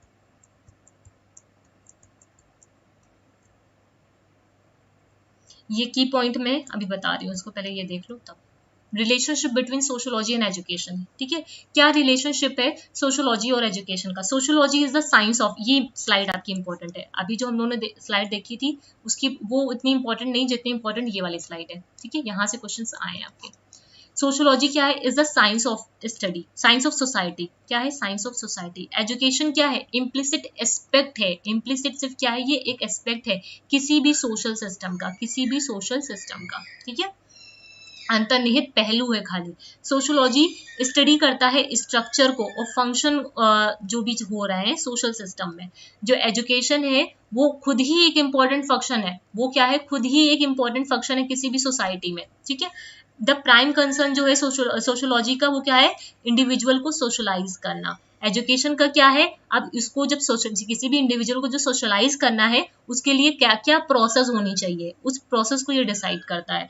Education is the means, education एक तरीके का आधार है इस गोल को अचीव करने का, ठीक है। सोशोलॉजी डेवलप करता है मैथड्स को, ठीक है, एंड टेक्निक्स को to be utilise by educational system to attain its goal. मतलब सोशियोलॉजी उन मेथड और टेक्निक को यूज करता है जो एजुकेशन सिस्टम अपनी इस गोल को अचीव करने के लिए यूटिलाइज करेंगे, इसका यूज करेंगे, इन तरीकों का, इन मेथड्स का। सोशियोलॉजी कंट्रीब्यूट करता है किसमें? प्लानिंग करने में, एग्जीक्यूशन करने में, मॉनिटरिंग करने में, इवैल्यूएशन करने में, ठीक है, इन सब में क्या करता है? कंट्रीब्यूट करता है। Sociology attempt to ascertain the function perform by the educational system. मतलब उसको क्या करता है? पता लगाने का प्रयास करता है सोशियोलॉजी। और एजुकेशन क्या करता है? उन प्रिंसिपल्स को, मतलब ये सोशियोलॉजी क्या करता है? उन फंक्शंस को, उन प्रिंसिपल को खोजने का प्रयास करता है। और एजुकेशन क्या करता है? उन प्रिंसिपल्स जो है सोशियोलॉजी के, ठीक है, उसको इम्प्रूव करने का काम करता है, उसकी फंक्शनिंग को इम्प्रूव करता है। सोशियोलॉजी डेवलप करता है लॉ और प्रिंसिपल को, और उसे अडॉप्ट कौन करता है? एजुकेशनल सिस्टम करते हैं, जिससे उसको इम्प्रूव करने के लिए। सोशियोलॉजी प्रोवाइड करता है प्रिंसिपल एंड एजुकेशन को प्रैक्टिस करने के लिए। एजुकेशन प्रिजर्व करता है सोशल और कल्चरल हेरिटेज को, ठीक है। एजुकेशन रिफॉर्म लेके आता है, चेंज लेके आता है in the field of the sociology, ठीक है। ये दोनों ही स्लाइडें आपकी इंपॉर्टेंट है, एक एक लाइन इसकी इंपॉर्टेंट है आपकी। इससे आपका क्या होगा? कंसेप्ट क्लियर हो जाएगा। यहाँ पे अब पीछे आ जाओ। अच्छा, ये भी देख लो, यहाँ पे ये सिर्फ की पॉइंट में पूरा डाला है मैंने। Sociology is the science of society, वही बोला है।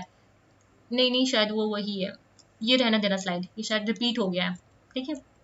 की पॉइंट वाला दूसरा है, ये वाला नहीं है। की पॉइंट वाला दूसरा है। क्लियर है यहाँ तक? नेक्स्ट आ जाओ। आगे पीछे हो गई है स्लाइड। स्कोप पे आ जाओ। Sociology of education, it is concern with such general concept such as society itself, ठीक है। किसके साथ कंसर्न है? सोसाइटी के साथ, उनके कल्चर्स के साथ, कम्युनिटी के साथ, क्लास के साथ, इन्वायरमेंट के साथ, सोशलाइजेशन,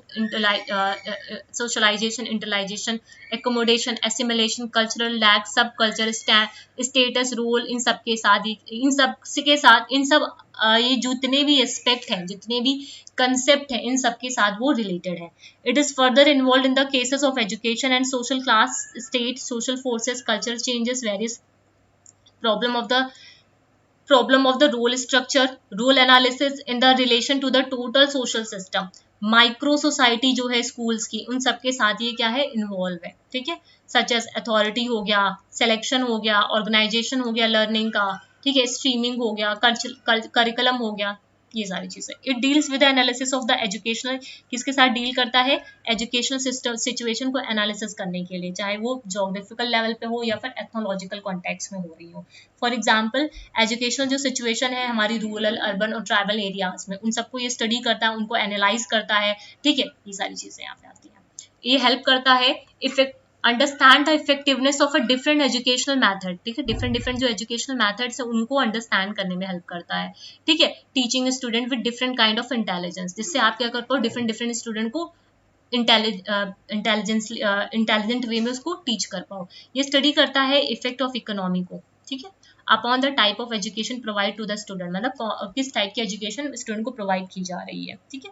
चाहे एसएससी हो गया, एसएससी हो गया, म्युनिसिपल स्कूल्स हो गए, ये सारी चीजें। It help us to understand the effect of various social agencies, ठीक है। क्या इफेक्ट पड़ता है जो सोशल एजेंसीज हैं आपकी, स्कूल हो गया, फैमिली हो गया, सोसाइटी हो गया, इसको हम भी आगे पढ़ेंगे।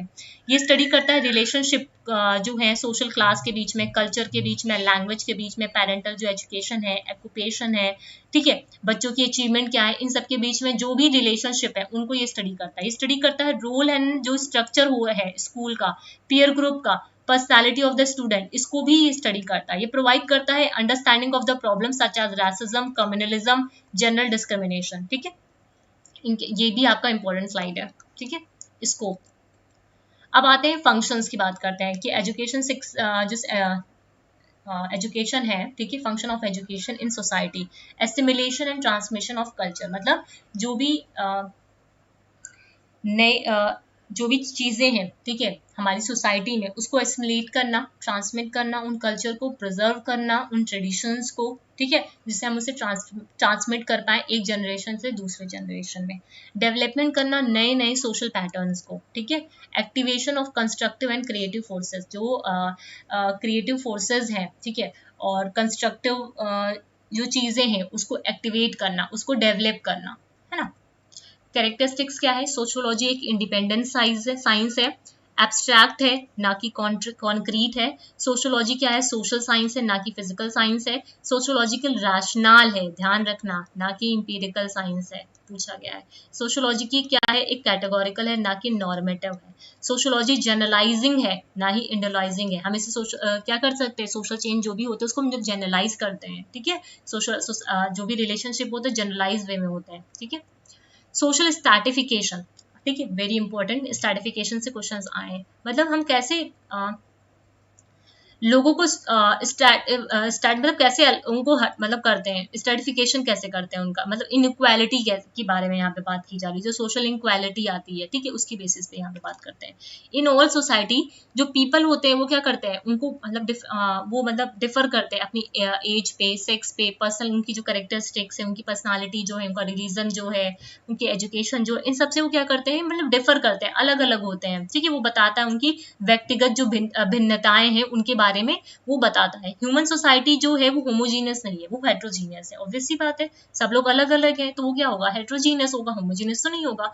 Apart from the natural differences, जो नेचुरल डिफरेंसेस हुए वो तो होमोजीनियस है, बट जो और भी चीजें हैं, और भी जो सोशली अप्रूव्ड जो क्राइटेरिया होती है वो सब क्या है, डिफरेंट है, ठीक है। सो सोशली डिफरेंशिएटेड जो मेन है, ठीक है, वो क्या होते हैं, उन्हें हम लोग सोशली अनइक्वल बोलते हैं। From the point of view of enjoyment of social reward like status, power, income, मतलब जिन वो लोग जिनको हम लोग सोसाइटी में जगह नहीं देते हैं, ठीक है, उनको जो भी स्टेटस है, पावर है, इनकम से वो लोग मतलब उनसे उनको दूर रखा जाता है, ठीक है। वो जो सोशल जो इंजॉयमेंट है, जो सोशल रिवॉर्ड्स हैं, उन सबसे वो लोग दूर रहते हैं, ठीक है, जिसे हम लोग बोल देते हैं सोशल इनइक्वालिटी। क्या बोल देते हैं, सोशल इनइक्वालिटी। सोशल इनइक्वालिटी कहने का मतलब क्या है, existence of socially created inequality. अब ये जो एग्जिस्ट मतलब ये सोशली क्रिएट की गई हैं, ये जो असमानताएं हैं, मतलब ये जो डिफरेंसेस हैं,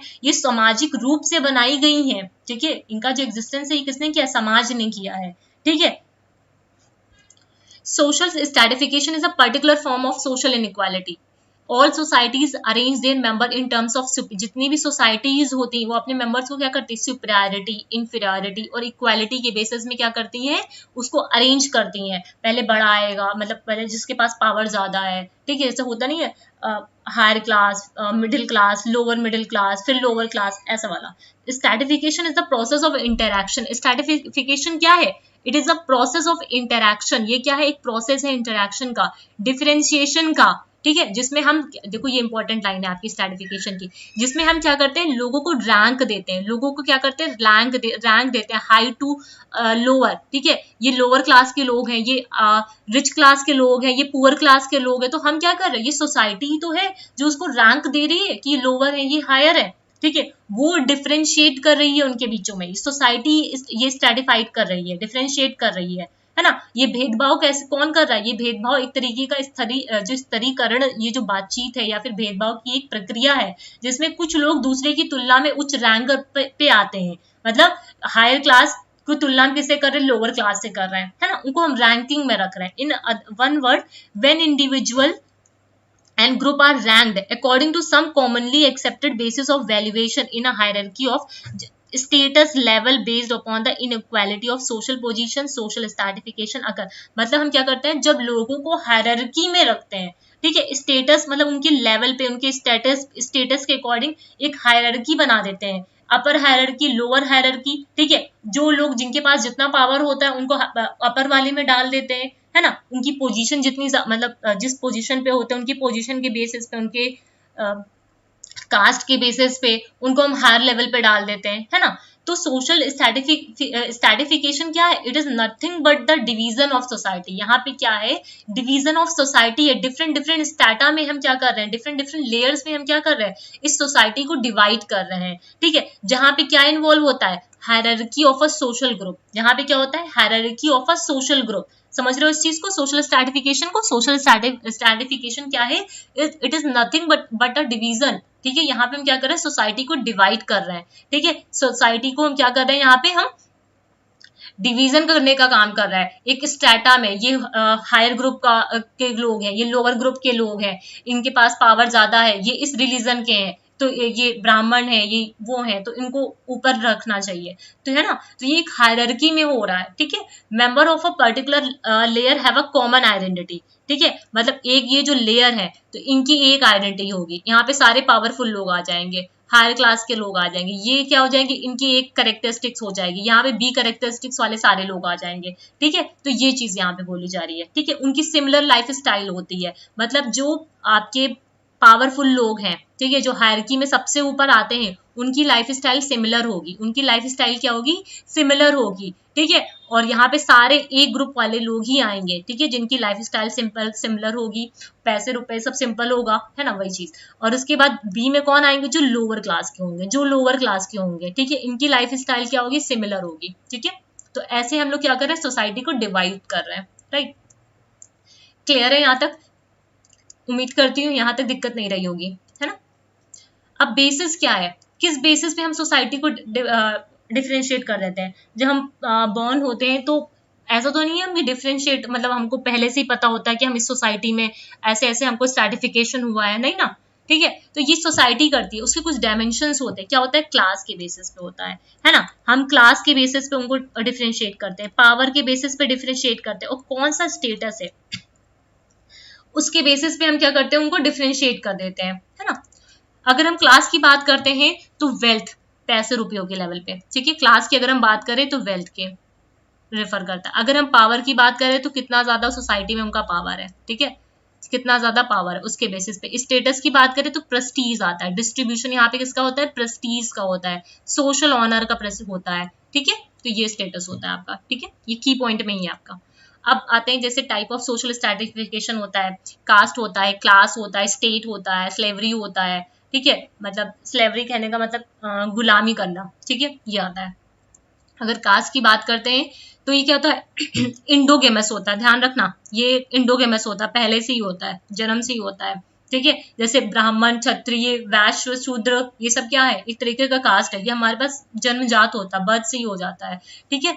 फिर क्लास की बात करते हैं तो यहाँ पे क्या होता है कि एक जो मॉडर्न सोसाइटी है, ठीक है, basis of class is dominate in modern society. एक सोसाइटी क्या, एक जो क्लास होता है दूसरे क्लास को डोमिनेट करती है, ठीक है। In this a person position, यहाँ पे जो पर्सन की पोजीशन होती है डिपेंड करती है to a very great extent upon achievement and his ability to use advantage the inborn characteristics and wealth that he may purchases. मतलब क्या है कि जैसे एक बड़े घर में किसी को वो पैदा हो जाए, है ना, तो उसको सारी पावर मिल जाती है, ठीक है। तो वो मतलब तो वो क्या होता है, मतलब यहाँ पे पहले से ही जन्मजात वो सारी चीजें उनको, मतलब जो धन वगैरह होता है, मतलब वो सारी चीजें मिली होती है, पहले से ही वो किसी रिच घर में पैदा हुए हैं, है ना, पहले से ही पैसा रुपया है उनके पास, तो ये वाली चीज है। स्टेट की बात करते हैं तो ये क्या है, Midvale Europe provide another system of stratification जो emphasis to birth as well as the to wealth positions. Each state had a state, ठीक है, एक मिनट को,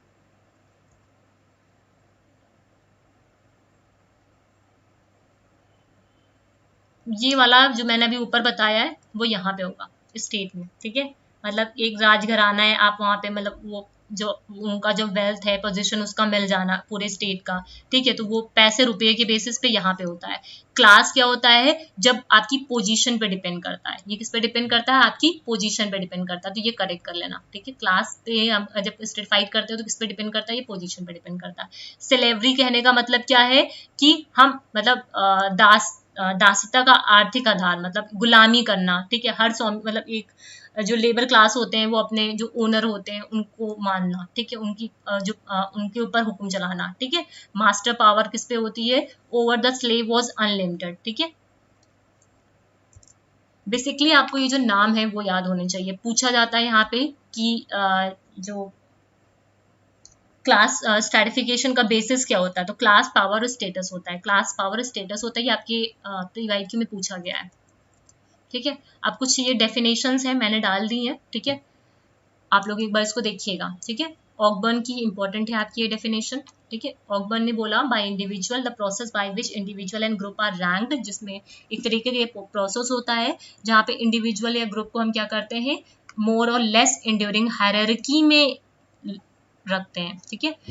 स्ट्रेटिफाइड लंच बर्ज ने बोला स्ट्रेटिफाइड सोसाइटी क्या है, वन मार्क्ड बाय इनइक्वालिटी, ठीक है, जो डिफरेंसेस होते हैं बीच में, ठीक है, लोअर और हायर। गिसबर्ड ने बोला सोशल स्ट्रेटिफिकेशन क्या है, डिवीजन ऑफ सोसाइटी है into a permanent group of categories, यहाँ पे सोसाइटी का एक परमानेंट ग्रुप में डिवीजन हो जाता है सुपियोरिटी और सबऑर्डिनेशन के बेसिस पे, ठीक है। विलियम्स ने बोला सोशल स्ट्रैटिफिकेशन क्या है, ranking of individual on a scale of superiority, inferiority and equality. जो इसके की पॉइंट है ये ध्यान रखो, इन्होंने क्या किया था, सुपियोरिटी, इंफीरियोरिटी और इक्वालिटी की बात बोली थी। यहाँ पे जो रिलेशनशिप होता है सुपियोरिटी और सबऑर्डिनेशन के बीच में की बात की गई थी। यहाँ पे इनइक्वालिटी और जो डिफरेंसेस होते हैं पीपल्स के बीच में, यहाँ पे हायरार्की में मोर और लेस इंड्योरिंग जो हायरार्की होती है उसके स्टेटस पे, राइट। अब कुछ कैरेक्टरिस्टिक्स है, इंपॉर्टेंट है। जो सोशल स्ट्रैटिफिकेशन है यूनिवर्सल है, ऐसा नहीं है कि इंडिया में ही और कहीं पे नहीं है, ये यूनिवर्सल है, सभी जगह है, ठीक है। सोशल स्ट्रैटिफिकेशन कैसा है, सोशल है, ठीक है, सोसाइटी में ही होता है, एंशिएंट टाइम से चला आ रहा है, पुराने जमाने से चला आ रहा है, डाइवर्स फॉर्म है, ठीक है। सोशल स्ट्रैटिफिकेशन कैसा है, कॉन्सिक्वेंशियल है, ठीक है। एक रह गया इसमें, चलो एक कोई देख लेना सोशल स्ट्रैटिफिकेशन का, मुझे लग रहा है एक कोई रह गया इसमें सोशल स्ट्रैटिफिकेशन वाला, जहां तक तो मैंने सारा डाला था इसमें। कैरेक्टरिस्टिक्स में एंशिएंट हो गया है, डाइवर्स हो गया है, स्ट्रैटिफिकेशन सोशल होता है, यूनिवर्सल होता है, कॉन्स्टिट्यूशनल हो गया,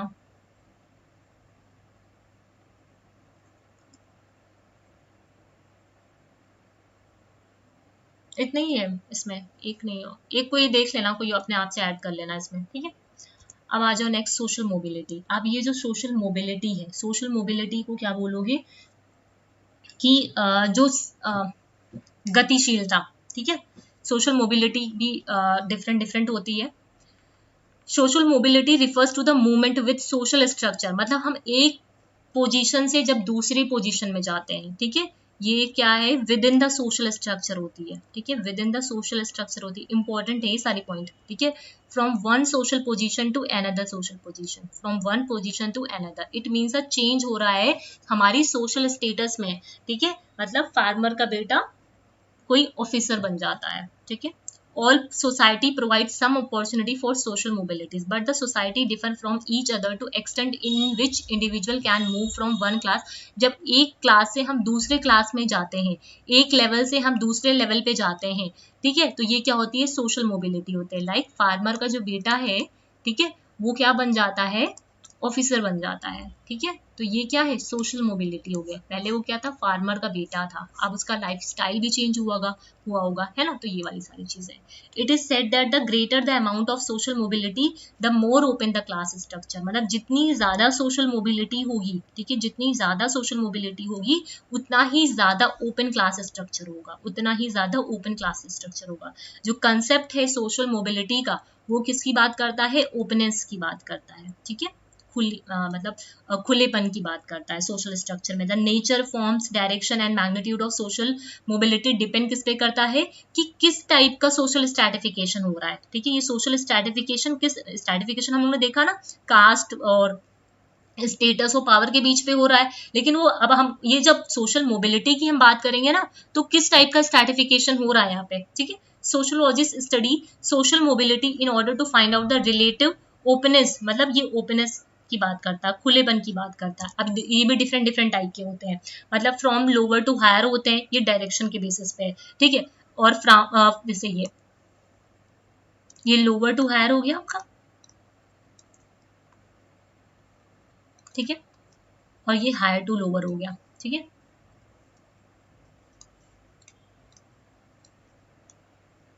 मतलब फार्मर का बेटा अगर ऑफिसर बन जाता है तो ये क्या हुआ, आपका लोअर से हायर हुआ। उसी जगह वो जो ऑफिसर है, ठीक है, चोरी वोरी करते हुए पकड़ा गया, ठीक है, करप्शन करते हुए पकड़ा गया, तो वो क्या हो जाएगा, उसका डिमोशन, मतलब उसको हटा दिया जाएगा उस पोस्ट से, तो इसका क्या हो गया, वो लोअर क्लास में पहुंच गया, ठीक है। पहले वो ऑफिसर रैंक पे था, अब क्या है, उसके पास जॉब भी नहीं है, ठीक है, तो वो क्या है, लोअर चला गया, ठीक। तो फ्रॉम लोअर टू हायर, ठीक है, फ्रॉम हायर टू लोअर, और between two position at the same level, मतलब एक होता है, ये दो समझ में आया ना। रुको मैं एक बार फिर से समझा देती हूँ इसको, इसको अच्छे से समझना, क्वेश्चन यहाँ पे पूछे जाते हैं आपके, ठीक है। देखो, उम्मीद करती हूँ ये चीजें आपको क्लियर हो रही होंगी। देखो हायर है ये, ठीक है, और ये लोअर है, ठीक है, लोअर से हायर पे जा रहा है। इधर आ जाओ, यहाँ पे क्या है, ये हायर है, ठीक है, और ये क्या है, लोअर है, ठीक है। अब ये जो लोअर से हायर जा रहा है, ठीक है, इसको क्या बोलते हैं, इसको बोलते हैं अपवर्ड मोबिलिटी। क्या बोलते हैं, अपवर्ड मोबिलिटी। क्लियर है। और जब हायर से लोअर आता है तो उसे क्या बोलते हैं, डाउनवर्ड मोबिलिटी, ठीक है। I hope I am clear, right. Upward mobility and downward mobility. अब इसको एग्जांपल से समझो। किसी का कोई मतलब क्या है, फार्मर है, ठीक है, कोई क्या है, फार्मर है मान लेते हैं, ठीक, जस्ट एन एग्जांपल। और वो क्या करता है, पढ़ता है, काफी ज्यादा पढ़ता है, सब कुछ ठीक है, एग्जाम क्लियर करता है, वो बन जाता है, वो आईएएस बन जाता है, ठीक है, मतलब कोई ऑफिसर की रैंक मान लेते हैं, कोई ऑफिसर की रैंक उसको मिल जाती। तो यहाँ पे क्या हुआ, उसका अपवर्ड मोबिलिटी हुआ, मतलब लोअर क्लास से वो कहाँ गया, अपर क्लास पे गया, उसका लाइफ स्टाइल वगैरह सब कुछ अच्छा हुआ, पैसे रुपया बढ़ा, है ना, ये वाली सारी चीजें। लेकिन जब हम डाउनवर्ड मोबिलिटी की बात करते हैं, अब ये जो ऑफिसर है, ठीक है, इसने क्या कर दिया, कुछ गलत चीजें कर दी, ठीक है, जिसकी वजह से इसको क्या कर दिया गया, नौकरी से निकाल दिया गया मान लेते हैं, ठीक है, हटा दिया गया। तो ये अब उसके पास क्या हो गया, वो लोअर क्लास में आ गया, धीरे धीरे धीरे वो क्या हो गया, लोअर क्लास में वापस से आ गया, ठीक। तो यहाँ पे क्या हो गया, उसको डाउनफॉल हो गया ना। पहले तो वो क्या था, ऑफिसर था, अब क्या है, अब वो बेरोजगार है, ठीक है। तो ये क्या है, डाउनवर्ड मोबिलिटी एक तरीके का, ठीक है। तो ये, और इसके अलावा एक इंसान क्या है, दिल्ली में क्या है, क्लर्क है ना, क्लर्क है दिल्ली में, और वो उसका प्रमोशन हो जाता है कहाँ पे, मुंबई में, ठीक है, और वहां पे भी जाके वो क्या बन जाता है, बैंक में क्लर्क ही बन जाता है। तो पोजीशन तो सेम है, दिल्ली में जो पोजीशन थी वही पोजीशन यहाँ क्लर्क की यहाँ पे भी है। तो ये क्या होती है, सेम लेवल पे होती है, ये क्या है, सेम लेवल पे, जिसे बोलते हैं हॉरिजॉन्टल मोबिलिटी। क्या बोलते हैं इसको, हॉरिजॉन्टल मोबिलिटी। क्लियर है, ये तीनों चीजें आपको क्लियर होनी चाहिए। हॉरिजॉन्टल मोबिलिटी क्या होती है, सेम लेवल पे होती है, मतलब आप टीचर हो, ठीक है, आपने अभी आप प्राइवेट स्कूल में टीचर हो, आपने कोई एग्जाम क्लियर किया, आप गवर्नमेंट टीचर बन गए, तो रहे तो टीचर ही ना, चेंज तो नहीं हुआ कि टीचर से आप ऑफिसर बन गए। अगर टीचर से ऑफिसर बन गए तो वो क्या हो जाएगी, आपकी अपवर्ड मोबिलिटी हो जाएगी। टीचर से टीचर बन गए तो क्या हो जाएगा, हॉरिजॉन्टल मोबिलिटी हो गया, है ना। अगर हम बात करें, अब टीचर से ही आप मतलब कुछ नहीं, मतलब सीधे ऑफिसर से आप फिर से वापस आ गए, ठीक है, तो वो मतलब कोई जॉब नहीं रह गई आपके हाथ में, ऑफिसर बनने के बाद फिर से कुछ हुआ तो वो डाउनवर्ड हो गया, ठीक है, नेगेटिव सेंस में जाएगा। क्लियर है। सोशल मोबिलिटी दो तरीके की होती है, वही मैंने यहाँ पे चीजें लिखी हुई है, वर्टिकल मोबिलिटी हो गई और हॉरिजॉन्टल मोबिलिटी होगी। इसका स्क्रीनशॉट ले लेना, ठीक है, जो मैंने वहां पे समझाया है वही चीज है। ये जो वर्टिकल मोबिलिटी होती है ये दो तरीके की होती है। ये जो वर्टिकल, इन्हीं दोनों को हम लोग क्या बोलते हैं, ये जो दोनों मैंने लिखी है ना, अपवर्ड और डाउनवर्ड, इसी को हम लोग बोलते हैं वर्टिकल मोबिलिटी, इसी को क्या बोलते हैं, वर्टिकल मोबिलिटी, ठीक है। ये जो अपवर्ड मोबिलिटी और डाउनवर्ड मोबिलिटी जो होती है, दोनों ही क्या होती है, हमारी वर्टिकल मोबिलिटी होती है, और हॉरिजॉन्टल मतलब सेम लेवल पे जो होती है, ठीक है। तो इसका स्क्रीनशॉट ले लेना, आप लोग रीड कर लेना, जो बताया है यहाँ पे वही चीज है यहाँ पे, ठीक है। अब आते हैं दो तरीके की और होती है, इंटरजेनरेशनल एंड इंट्रा जेनरेशनल, ठीक है। इंटरजेनरेशनल क्या होती है, जैसे हम लोग इंटर और इंट्रापर्सनल पढ़ते हैं ना, वैसे ही है। इंटर जनरेशनल मतलब क्या होता है, जब चेंजेस होता है एक जनरेशन से अदर जनरेशन में, ठीक है, one generation to another generation हो रहा है, ठीक है, इसे बोलते हैं इंटर जनरेशनल। अगर बोलते हैं चेंज हो रहा है within the one generation, with in the one generation, एक ही जनरेशन में हो रहा है, तो वो क्या होता है, इंटरा। अगर एक जनरेशन से दूसरे जनरेशन में हो रहा है चेंज, तो वो होती है इंटर जनरेशनल, ठीक है। मतलब अगर आपका सन का स्टेटस चेंज हो जाता है, ठीक है, by either by taking upon occupation of higher or lower rank with that of his father, उसके फादर का कुछ और ऑक्यूपेशन था, बच्चे का कुछ और हो जाता है, चाहे वो हायर हो चाहे लोअर हो, तो वो क्या हो गया, इंटर जनरेशन हो गया, ठीक है। विद इन द जनरेशन मतलब आपके फादर का पहले कोई बिजनेस होगा तो बहुत अच्छा नहीं चल रहा होगा, लेकिन फिर कुछ टाइम के बाद क्या हुआ कि आपका वो जो फादर का ही बिजनेस है वो बहुत ज्यादा राइज कर गया, तो ये क्या हो गया, आपका इंटरा जनरेशन हो गया, मतलब एक ही जनरेशन में हो गया, ठीक है। स्ट्रैटिफिकेशन जब कास्ट के बेसिस पे होता है, इसे आप लोग रेड से कर लेना, यहाँ पे मैं हाईलाइट करना रह गया, ठीक है। स्ट्रैटिफिकेशन कास्ट, क्लास, है ना।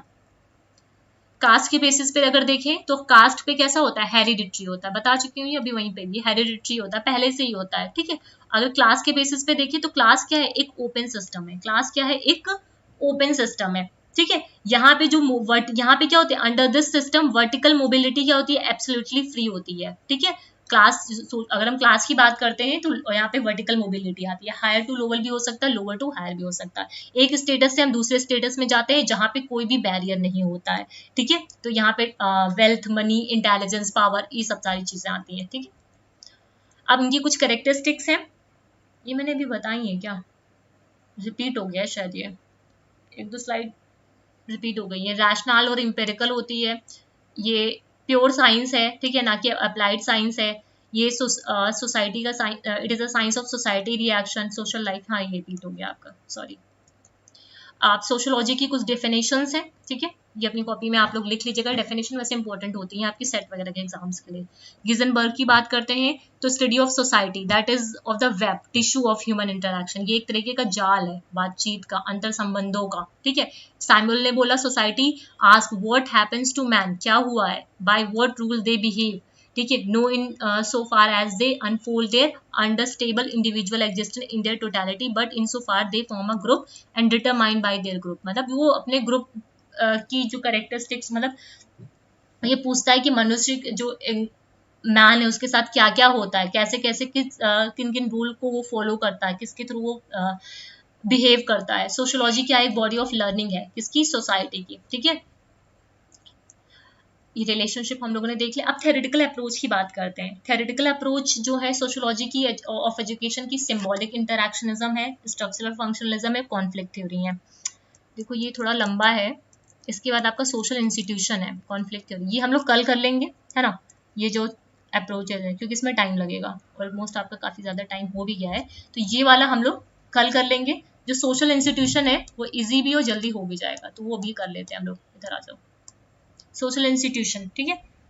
सोशल इंस्टीट्यूशन क्या है, आर द ऑर्गेनाइज, ये जो हम लोग ने अभी अप्रोचेस छोड़ा है वो हम लोग कल करेंगे, ठीक है, अप्रोचेस वाला, ठीक है। Social institution are the organise in a society that influence, मतलब ये क्या करती है, इन्फ्लुएंस करती है कैसे सोसाइटी स्ट्रक्चर्ड है, कैसे वो फंक्शन करती है। यहाँ पे family, media, education and government सारी चीजें आती है। सोशल इंस्टीट्यूशन क्या है, प्रैक्टिस होते हैं यहाँ पे, एस्टैब्लिश प्रैक्टिस होती हैं, ट्रेडिशंस होते हैं, बिहेवियर होते हैं, रूल होते हैं, रेगुलेशंस होते हैं, ये सारी चीजें होती है। सोशल इंस्ट्रक्शन क्या है, स्ट्रक्चर ऑफ सोसाइटी है, जो क्या ऑर्गेनाइज की जाती है इंडिविजुअल की या फिर ग्रुप ऑफ पीपल को की नीड को मीट करने के लिए, ठीक है। कुछ एस्टैब्लिश इसके प्रोसीजर्स होते हैं, ठीक है। यहाँ पे क्या होता है, स्पेसिफिक रूल्स होते हैं, स्पेसिफिक नॉर्म्स होते हैं, एक्सपेक्टेशन होता है, ठीक है। इनके फंक्शंस को meet, which function to meet to social need of a society, ठीक है। सोशल इंस्टीट्यूशन कैसे होते हैं, इंटरडिपेंडेंट होते हैं, कंटिन्यूअली इंटरैक्ट करते हैं, एक दूसरे को इन्फ्लुएंस करते हैं। Social institution can have a both manifest and latent, ये इनके पास क्या होता है, ये ध्यान रखना, मैनिफेस्ट और लेटेंट फंक्शन, दोनों छुपे हुए भी फंक्शंस होते हैं इनके पास, ठीक है। मैनिफेस्ट फंक्शंस क्या होते हैं, जो एक्सप्लिसिटली स्टेटेड होते हैं, मतलब स्टेट किए जाते हैं, ठीक है, एक्सप्लिसिटली मतलब रिटन फॉर्म में। लेकिन जो लेटेंट फंक्शंस होते हैं उन्हें स्टेट नहीं किया जाता है, हिडन होते हैं वो।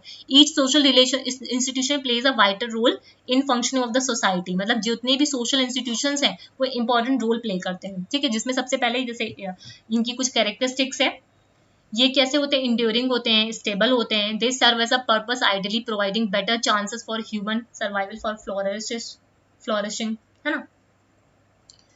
गवर्निंग द बिहेवियर को गवर्न करते हैं, expectation of sets of individual within the given community, the rule that govern them are usually ingrained in the basic cultural values society as institution. तो ये सारी कुछ इनकी कैरेक्टरिस्टिक्स हैं।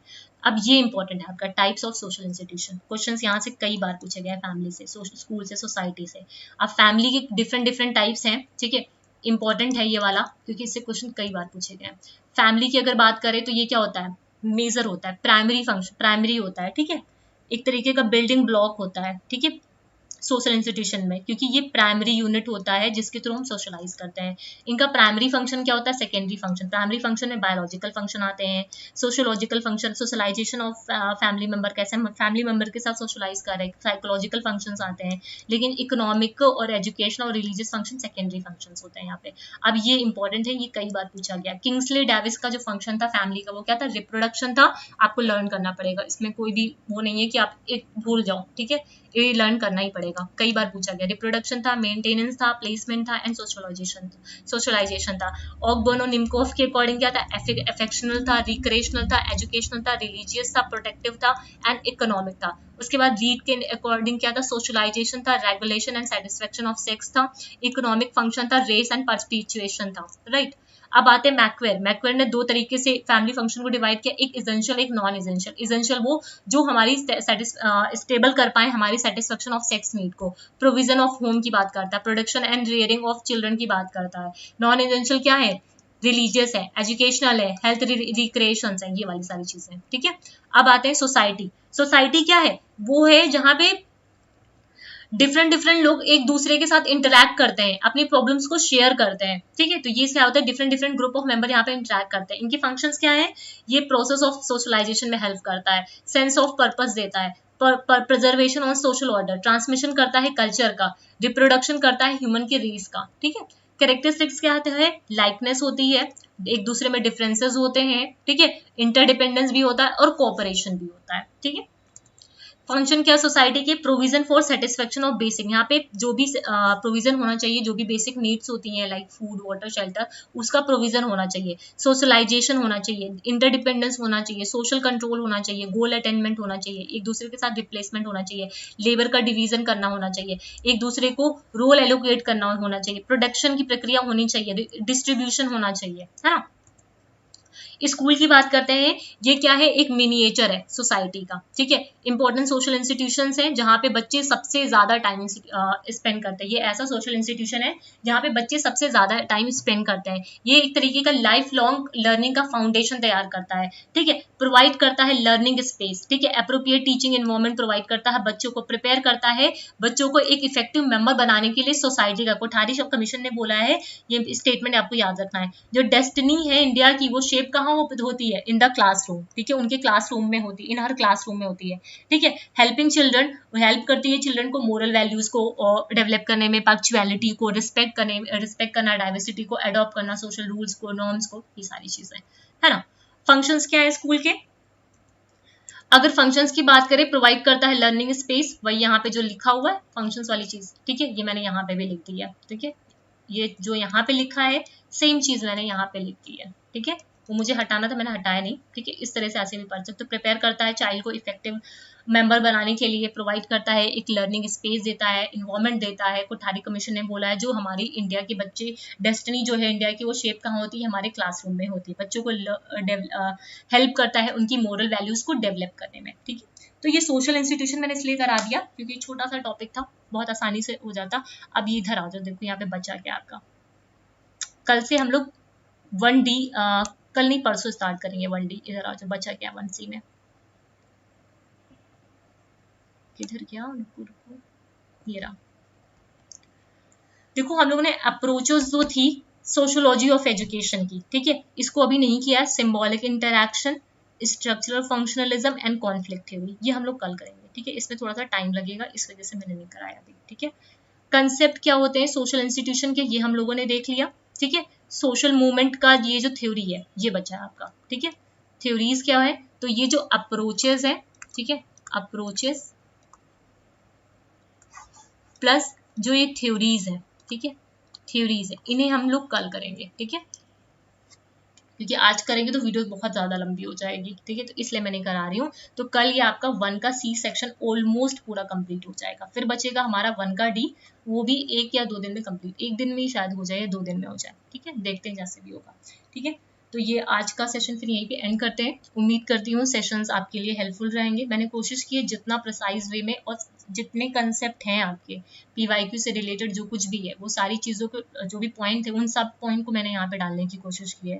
ठीक है, चाहो तो आप नोट्स बनाओ, अदरवाइज चाहो तो स्क्रीनशॉट भी ले लो। अगर नोट्स बनाओगे तो ज़्यादा बेटर रहेगा। ठीक है, वो डिपेंड करता है कि आप कैसे करते हो। उसके अलावा अगर कोई क्वेरी हो तो कमेंट सेक्शन में लिख के ज़रूर बताना। ठीक है, और सेशन कैसा लगा तो कैसा लगा ये प्लीज़ लिख के बताया करो। ठीक है, कि कैसा सेशन समझ में आ रहा है या नहीं आ रहा है, या फिर कोई क्वेरी है। ठीक है, जो कुछ भी है। ठीक है, इसको बताना। ठीक है, अगर वीडियोस इंफॉर्मेटिव लगे, आपकी स्टडीज़ में हेल्प कर पाए, तो चैनल को लाइक और सब्सक्राइब करिएगा। चैनल वीडियोस को लाइक करिएगा, सब्सक्राइब करिएगा, चैनल को शेयर करिएगा अपने फ्रेंड्स के साथ जो भी प्रिपरेशन कर रहे हो, है ना। उसके अलावा टेलीग्राम को, ठीक है, जो बच्चे टेलीग्राम को नहीं ज्वाइन कर रहे हैं, ठीक है, टेलीग्राम को ज़रूर से ज़रूर इस टाइम पे ज्वाइन करो, बिकॉज यहाँ पे मैं PYQ की क्वेश्चंस दे रही हूँ आपके। जैसे जैसे मैं यूनिट 1 को कंप्लीट कराते जा रही हूँ, अभी मैं वहाँ पे यूनिट 1 का जो A सेक्शन है और B सेक्शन है उससे रिलेटेड MCQs दे रही हूँ। ठीक है, तो इसलिए वहाँ पे टेलीग्राम पे ज्वाइन जरूर करिए। वहाँ पे क्विज के फॉर्म में मैं वहाँ पे डालती हूँ डेली बेसिस पे। ठीक है, इस टाइम पे जैसे जैसे यूनिट कंप्लीट होती जा रही है तो PYQ के क्वेश्चंस मैं वहाँ पे डालती जा रही हूँ। तो टेलीग्राम को डेली बेसिस पे डाल रही हूँ, तो वो आप लोग ज़रूर ज्वाइन करिए।